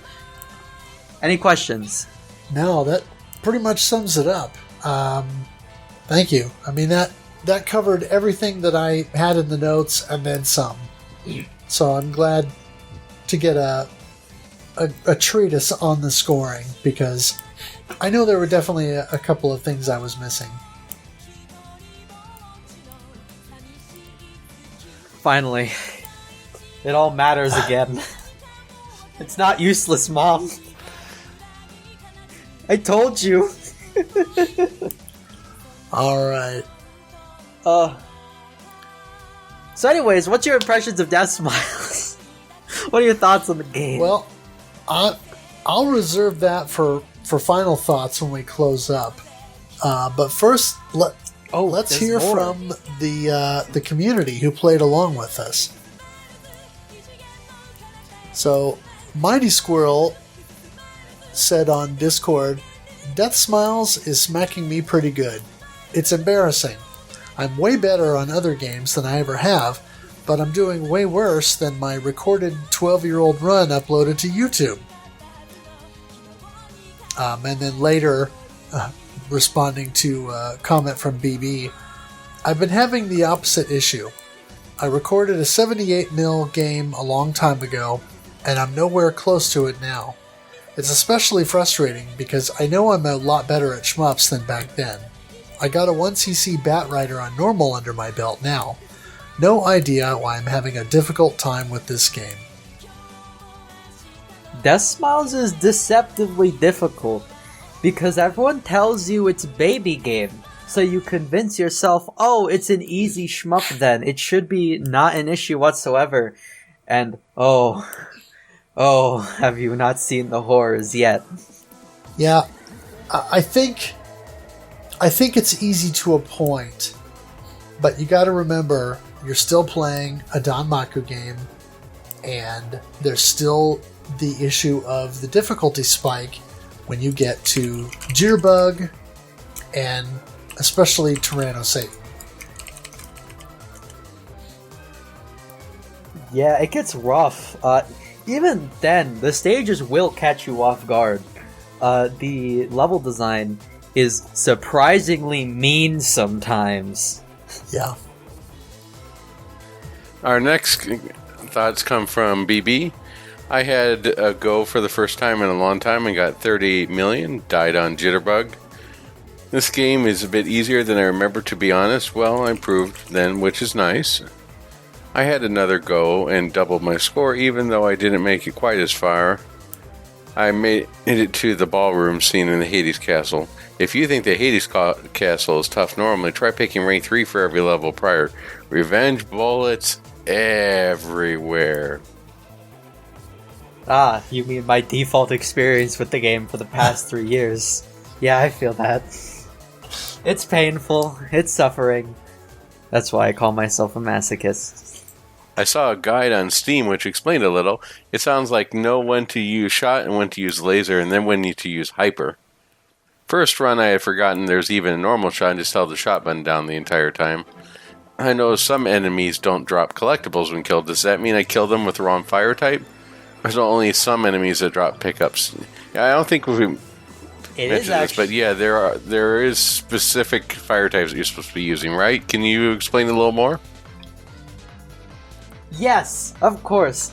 Because Deathsmiles isn't mean enough, for the first 6 stages of the game, when it actually matters, you want to kill certain enemies with the proper shot type. There's an entire table, and the table is very mean. Each enemy has a certain shot type that when you kill it with, will drop more pickups. But this changes, I believe, with rank and with power. Oh wait, no, that's right. It changes with power up and it changes with frenzy. So the game gets meaner and meaner every day. It doesn't matter a crazy amount unless you're just in the opening stages. And for like a select few enemies, it definitely matters. For instance, the large earth mounds in the Forest of the Lost, you definitely have to kill them with the lock-on shot. Otherwise, you'll get basically nothing from them. And if you do kill them with the lock-on shot, they are some of the most lucrative enemies in the game. It's very strange. But yeah, every enemy you gotta kill them with a specific shot type, and what shot type you have to kill them with changes depending on whether you are just normal, or you're powered up, or you're frenzied. Though in general, doesn't matter too much, especially once you get to frenzy, because at that point everything's dropping crowns, so it's just a matter of how many crowns they drop. And even then, usually you don't have to worry about lock-on shot or anything. Outside of those mounds, never forget the mounds. I wonder how many points the Burger King crown is worth. Oh, you have no idea. That is to say, not as much as if it broke on the ground into 8 skull rays. Ah, of course. Alright, our last thoughts from BB. Weak score, but I got the normal mode 1cc just now. I know Steam says I have only played the game for 3.4 hours. Could have sworn it was a lot more than that. Yeah, the grind is slow. Yeah. Orc Commander chimed in briefly and said, "Haven't played this for a couple of years, but I remembered some aspects of my survival route." No funny comments. Just nice. And Supergoat has some comments here. It's so funny. I bought Deathsmiles for the 360 years ago when I was setting up my cabinet, but I didn't fully get how to play arcade games at home at the time, so I basically credit fed my way through and was done with it. I now also own on PC and iOS. iOS is interesting. There's no slowdown, so it's harder in parts, but there's an Autobomb, which makes some stuff easier. The iOS curses. The iOS port is absolutely cursed. It is a surreal experience. Once you've actually played Deathsmiles at least one time, going to the iOS port, it feels like someone accidentally pressed the fast forward button. It's absolutely insane playing the iOS port. And it's also a little finicky. I would not recommend it unless you just, I guess, like playing inaccurate ports. It's a really weird port. There's like a whole room that you get to decorate in one of the modes. It's so weird. It's so microtransaction-y. Wonder if that was the inspiration for the Iori's room component in the M2 Esperade port.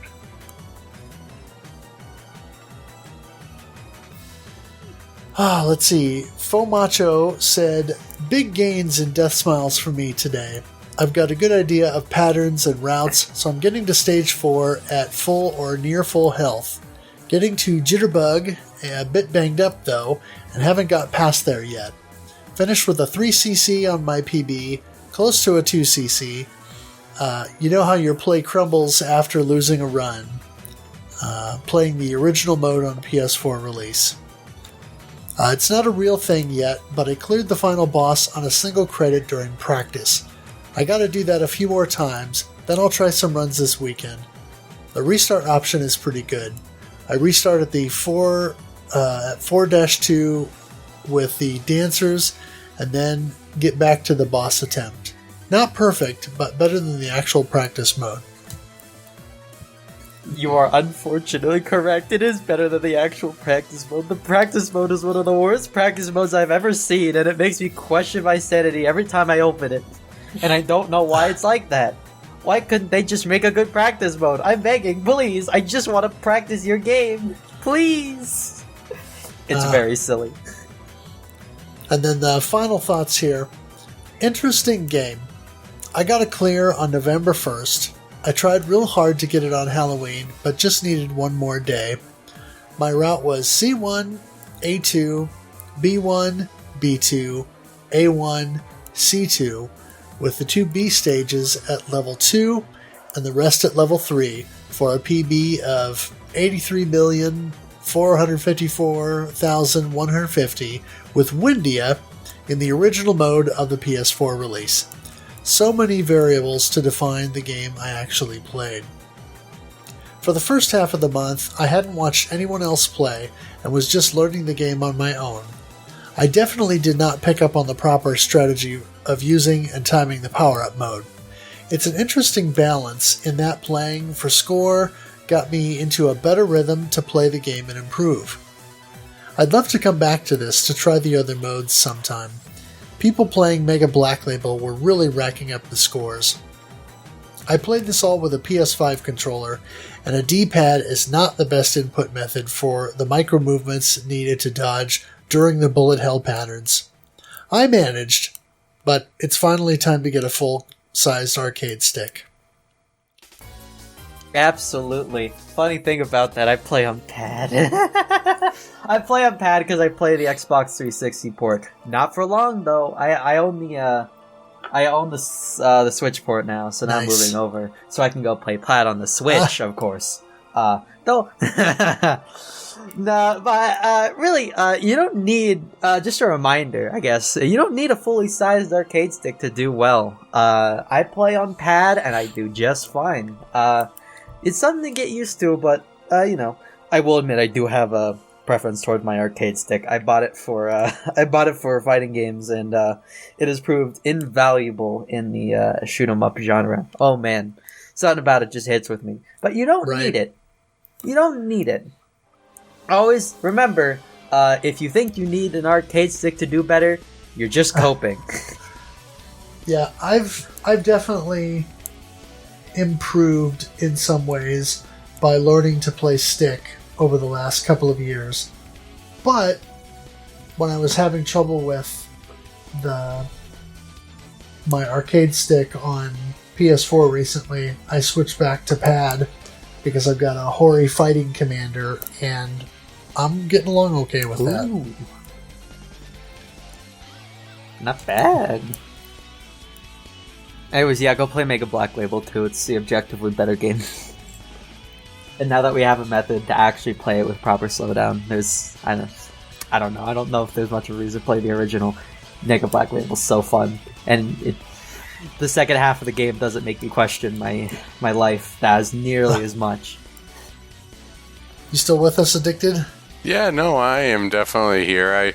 I've played with pad for a while, and I get the feeling if I start going down the rabbit hole of buying arcade sticks, I'll just end up, like Mark MSX in the shed somewhere going, if it's not Korean, it's Kusuke.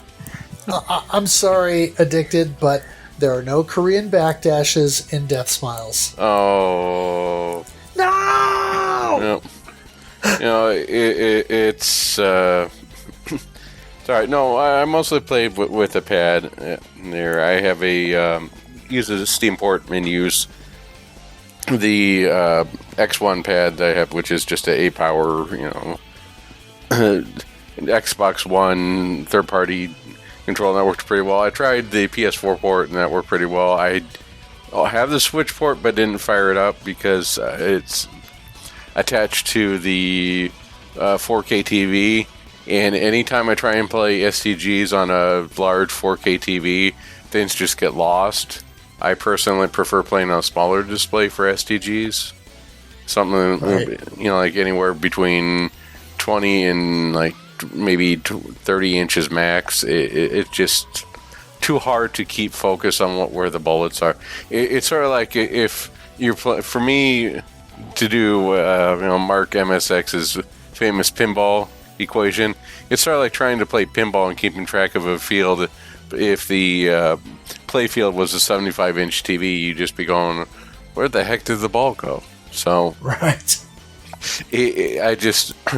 I need to have a space where I can monitor everything at any given time. So, but that said, I don't have a problem with playing with pad, and playing with arcade stick is certainly nice, but it would require some adjustment period there. And so adjustment and investment too. I probably have to sell one of my Donkey Kong NFTs. So I'm just gonna have to hold off. Unfortunate. But no matter how you play on there with the 360 pad or with the Xbox One controller, or hey, even if you're playing with hands-free controller, or for some reason you're playing in VR, there's no wrong way to play a STG. Right. And with the way the buttons are set up on here, I think anyone would have a pretty easy time controlling it. It's not like it's your standard 1-2 combo, but your standard jam is set up with 1, 2, 3 buttons. So it's not like you have to do any type of finger twister in order to pull off special moves or combos or whatever have you. Right. I mean, if we use fighting game terms, this would be what, a quarter circle? Quarter circle right. one, yeah. So, the controls are nice. Just got an old man rambling here now. Made me lose my train of thought. It's okay. I get to ramble all the time. Mine just sounds smart, so people call it a comprehensive explanation of the scoring instead of unhinged ramble. Here we go. Yeah, get me a couple of drinks, and you'll certainly get some unhinged rambling. No, I realistically play with what feels comfortable to you. Yeah, I don't think that there's anything in here that requires it. And here, this is not Turbo Outrun or Outrun where having a wheel is going to make all that difference on there, or it's not going to be like someone trying to beat Soul Calibur with the Dreamcast fishing controller. Now that's a classic. So yeah, I think that play with what feels comfortable to you, even if it's a fishing controller. Yeah, go big the cat style, baby.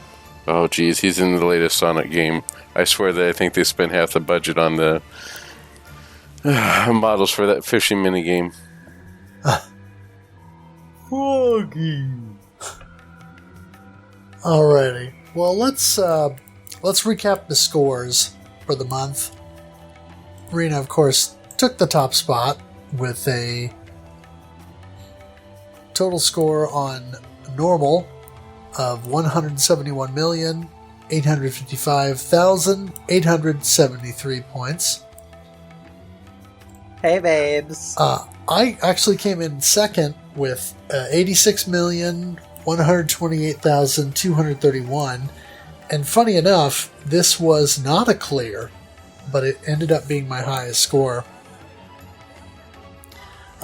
Faux Macho, despite the score mentioned earlier, that was on November 1st. So the last score posted during the month was 73,372,238.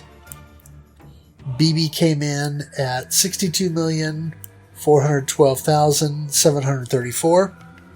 And Orc Commander put up a score of 59,711,617. And I think the only person to submit a Mega Black Label score during the month was Blur STG, who put up 180,642,277 points. Man, this is just another reason to play Mega Black Label. Yeah. So, final thoughts. For myself, I was pleasantly surprised that, as I mentioned before, a game that, upon initially playing it, I thought I might be in over my head, ended up being my first legitimate cave clear that wasn't a novice mode or M2 super easy mode like I had with Ketsui or Ketsui Destiny, or Mushi Novice. Now, of course, because of the variable rank control, I was able to go in and just do the different levels so that I could try and tailor the difficulty somewhat. But I ended up getting a clear, and that feels pretty good to finally say that I have cleared a cave game, even if I had to approach it in a different manner. Having said that, there's a lot going on here. You can really get a lot out of this game by even just in survival play, because there are multiple characters and you have to approach each of them differently. So if all you're interested in is survival play, there's still a lot here. Now, of course, if you're into score, there's a ton that you can do with this game. And you can really invest a lot of time into it. One of the things that was interesting after watching Blur STG on stream, he was messing around with the DLC mode, and one of the characters in particular, Plumeria, her familiar works completely different than the other characters in the game. Most of the other characters, or all the other characters, your familiar follows you around, and then sometimes the movement will change depending on whether it moves with you during normal movement or whether the familiar changes position when you're in focus, like with Rosa. With Plumeria, your familiar locks in place when you go into focus. And her focus, instead of firing forward, does this odd thing where it fires up and down, sort of at an angle. And so there's huge potential there to potentially abuse that capability of her familiar in terms of either scoring or survival play. And it just goes to show that there's so much going on with this game that if you wanted a cave shoot 'em up that gives you flexibility and offers you a lot of different ways to approach it and different ways to really look at the game and get stuff out of it, I think this might be one of the games that has the most content for players to really dig into. You don't necessarily have to, but it's there if you want it. So I definitely applaud Cave for going the extra mile in terms of giving you a lot of choice with the game. And certainly it's one that I enjoyed playing, and while I don't know how much I would want to dig into Mega Black Label or 1.1, I could see potentially setting up a custom control scheme for 1.1 so that I could try that right stick free familiar movement technique, because I could see that being really interesting to give you a lot of flexibility in terms of especially with the death mode bullets, being able to really drill down and get granular in terms of clearing those and frankly helping you to play a lot more aggressively while also in some ways playing more safely, if that makes sense. So I could see myself putting more time into this to explore some of those other modes. Just to really figure out how to approach them. So I think it's interesting to me that this is the game that initially debuted Cave in North America.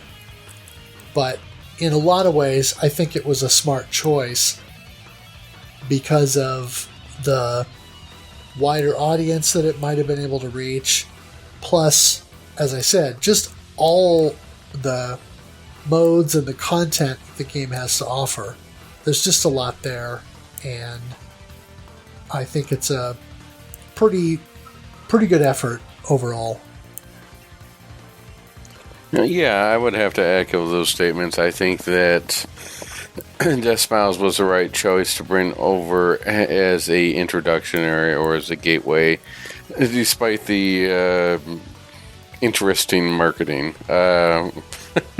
I think that had Kay brought over something such as, let's say, Ketsui, or brought over, I know Kai Kitana is a little bit, but brought over Mushihime, I think it would have been sent as maybe a little bit too Japanese. Granted, we had stuff like Dragon Ball Z and Sailor Moon and all that stuff was pretty well known by this point, and that had been taken off. But I still think it would have fallen under sort of what killed the Legend of the Mystical Ninja. I mean, they tried it for, 3 times at least? And once on the Super Nintendo and then twice on the N64 before Konami just sort of buried the series. It just was deemed too Eastern, too weird for audiences, so you had to be really careful in the way that it was brought over. And to their credit, I know at least a couple people who ended up buying this game because they were curious about shmups, and these were people who played Madden and played every Call of Duty every year. So it's quite surprising what they were able to do. Personally, this is a game that I've always been on my radar, but I really haven't or didn't spend any time with, and was pleasantly surprised when I tried the City Connection ports and through. I mean, I had seen Ed stream it and thought, well, this game's got a cow, it's got to have at least something interesting in it. So but I was really surprised when I sat down and spent some time to see the depth that was there. Even just doing a survival run and feeling that it was, as you put it, Guru, more manageable than I initially thought it might be. I believe it is, as Aqua said, a great gateway STG to get people interested in the genre, because it's pretty unassuming, but once you start scratching underneath that surface, you find a heck of a lot of stuff to come back for. As you heard from the earlier dissertation on scoring, it's a lot to take in and a lot to deal with if you want to become an expert. And I think those are the hallmarks of a great shmup. Something that is easy enough for beginners to pick up and play, and for people to credit feed through. But when you get to trying to master it, it's quite difficult. And I guess for the sort of the reasons why I like the R-Type 1 and R-Type 2, they may bust my chestnuts every single time, but I slowly but surely get better at them and recognize the patterns and can pull off stuff I would have thought impossible. So it's definitely something that now it's out on Steam and it's out on PS4 and Switch. For those of you who think this is an impenetrable wall, definitely give this a try, as you might be surprised that you are a Danmaku player after all. Well said. What about you, Rena? Oh, yeah. I switched to Deathsmiles too. Alright, jaded old player meme thoughts aside, though, I roast this game out of love for it. I make fun of this game and tell you it's horrible because it's one of my favorite games of all time. It really is a great game. I roast it because I have spent years playing it, and I have had many years for many of these thoughts to simmer in my brain. And all the small things stop feeling like small things when you've seen them 478 times. But in all earnesty, it really is a fantastic cave shmup. One of the best, of course. Even if my preferences have moved towards 2X. They really have. I actually wasn't joking. I have moved to 2X. I think it's a lot better. I think it's a little more interesting. And a little more my speed. But the Deathsmiles 1 is perfectly fine and fantastic. On all levels, basically. It's great. It's wonderful. And I really do think the game's strong suit really is just the experience. If I'm gonna be real, the scoring is great, of course. But you can kind of find that in every Cave game, you know? If you want the best scoring out there, I mean, with Cave, you throw a dart at a dartboard and you'd be lucky if you found a game that was boring. You know? So, we're not at shortage for games with these deep, intricate scoring systems. There is dime a dozen. And I really do think that, beneath all the gameplay and mechanics, the raw experience of Deathsmiles, whether it be casual or not so much, is really what makes it that wonderful package that really sells well. It's not your stereotypical...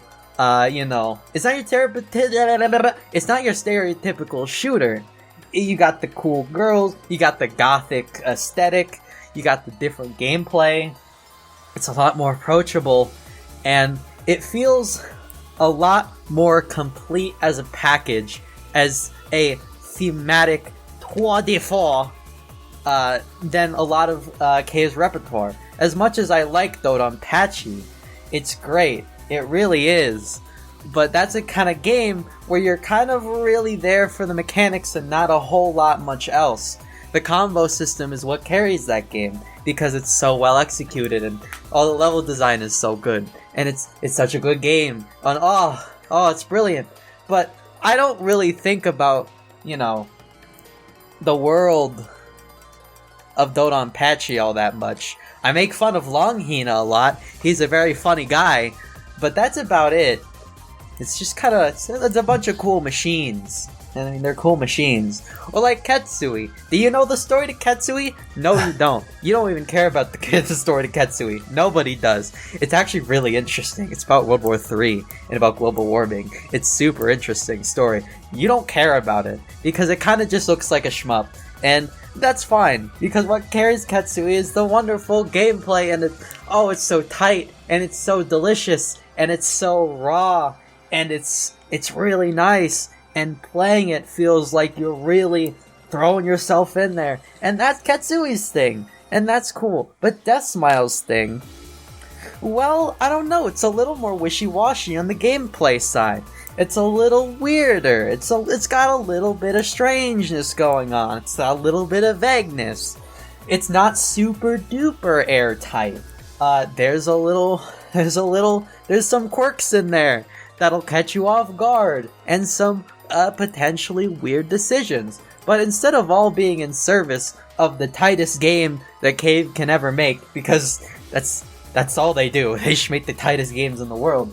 Instead, for Deathsmiles, it came in service of the experience, of the gothic horror, of all of that wonderful stuff, instead of just that raw gameplay. And I feel like that's what makes it so appealing to people, and why it's so fun, and looks so interesting off the bat. I mean, if you're walking past the arcade, what looks more interesting? Ketsui, which on the surface just kind of looks like a shmup, or Deathsmiles over here with the cool aesthetics, the weird monsters, the strange little story it's got going on, and the whole thing, it's got its vibes, dare I say, if I may. I feel like that's a lot more interesting of a thing to go for with the shmup that you don't really see nowadays. Because a lot of it's so focused on making that gameplay so tight that we kind of forget about everything else. Even with stuff like Mushi, which I think it's pretty close to capturing that vibe, even then, I never find myself thinking about Mushi as anything other than a technical experience. I get into Mushi, and I think, oh, I'm ready to do some super tapping, and oh, I'm ready to make number go big, and oh, I've got my route set up. When I boot up Deathsmiles, I'm ready to experience Deathsmiles, whatever that may look like on that day, whether I'm just playing casually or playing for score. I'm going there for Deathsmiles, not Deathsmiles mechanics, not the characters, not because number go big. I'm there because I like Deathsmiles.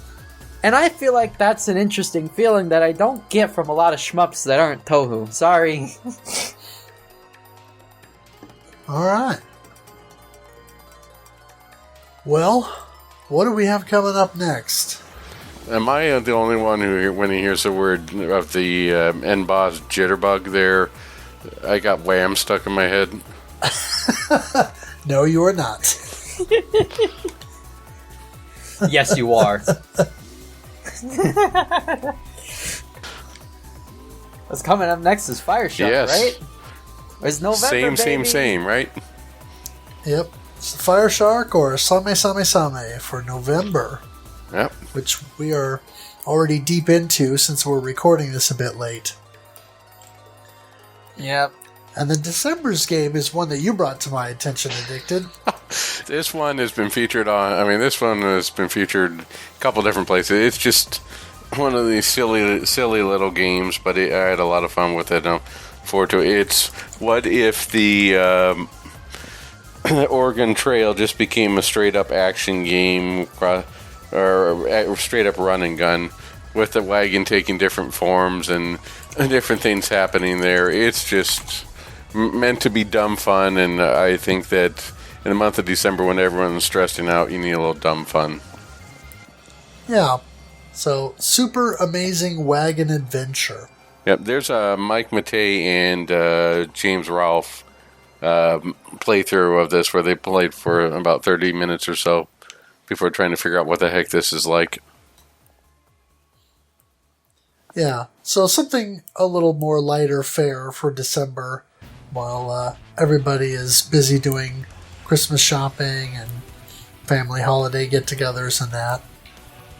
You know, as we all get together to die of dysentery. Yeah! Dysentery! And then, as we mentioned, we have a new shmup of the year for 2023, which will be Gun Vein. I'm looking forward to setting up I think it even has the Bama sound effect in there. Oh, nice. So, I mean, you hyped it up for me, so now I'm excited. so everyone get ready to set up the bomb for 2023. Sounds good. All right, and we'd also like to thank everybody who has helped with us this year. It's still amazing that we are, 4 years on now? 4 years, yeah. Yeah, getting close to 5 here. 4 years of people listening to us blather on. So thank you very much for listening to us and supporting us. We appreciate that we're not yelling out in the void and that we have people who are excited about trying out different STGs or shmups with us and continuing to do so for year upon year. I'd like to thank Ed of Studio Mutt Prints for the logo as well as the idea to get the shirt in orange. I think that was a really good idea. And I'd like to thank Kogosu for the intro and outro music. A very good version of Gallantry. I'd like to thank everyone on the RF Generation Playcast and Collector Cast, as well as Dark Souls Cast. And I'd like to thank MetalFRO for streaming and powering his Twitch streams with the power of Parrot Dog. Yeah. Well, she's been a little less parody the the last couple of streams, but she's definitely still at it. Maybe, Wouldn't want it any other way. Nope. maybe, you know what? Maybe you can get one of those hands-free controllers for the Xbox you could hook up to your dog, and the dog can play his ship too. That would make for an interesting... I mean, if a fish can play Pokemon, it might be worth trying. Could be Player fun. I've watched dumber stuff on Twitch. Oh yeah, I've watched dumber stuff on Twitch. I have to watch my own stream back. All right. Anything that you want to plug, Rena? Me? Well, you could find me on my own Twitch channel, unfortunately. I'm infecting the masses with my thoughts outside of this podcast. Very unfortunate, I know. You can find me at Bunny is Bun Rena. I also make chiptune. I'm a chiptune artist. You can find me under Bodaciously Kamek on my Bandcamp, and I make some pretty rockin' tunes. I stay accurate to the Game Boy sound chip. We love it over there. I might be releasing some music over December now that I'm finally not dealing with a lot of college. Oh, cool. Very fun. I know, right? Super fun. Outside of that, nope, I'm just kind of chilling. I just kind of do my own thing, and that's about it. I don't have a lot of socials because I prefer to rot my brain with shoot 'em ups. All right. That sounds good. Well, with that, I will say thank you all for listening, and we will catch you next time. Thank you.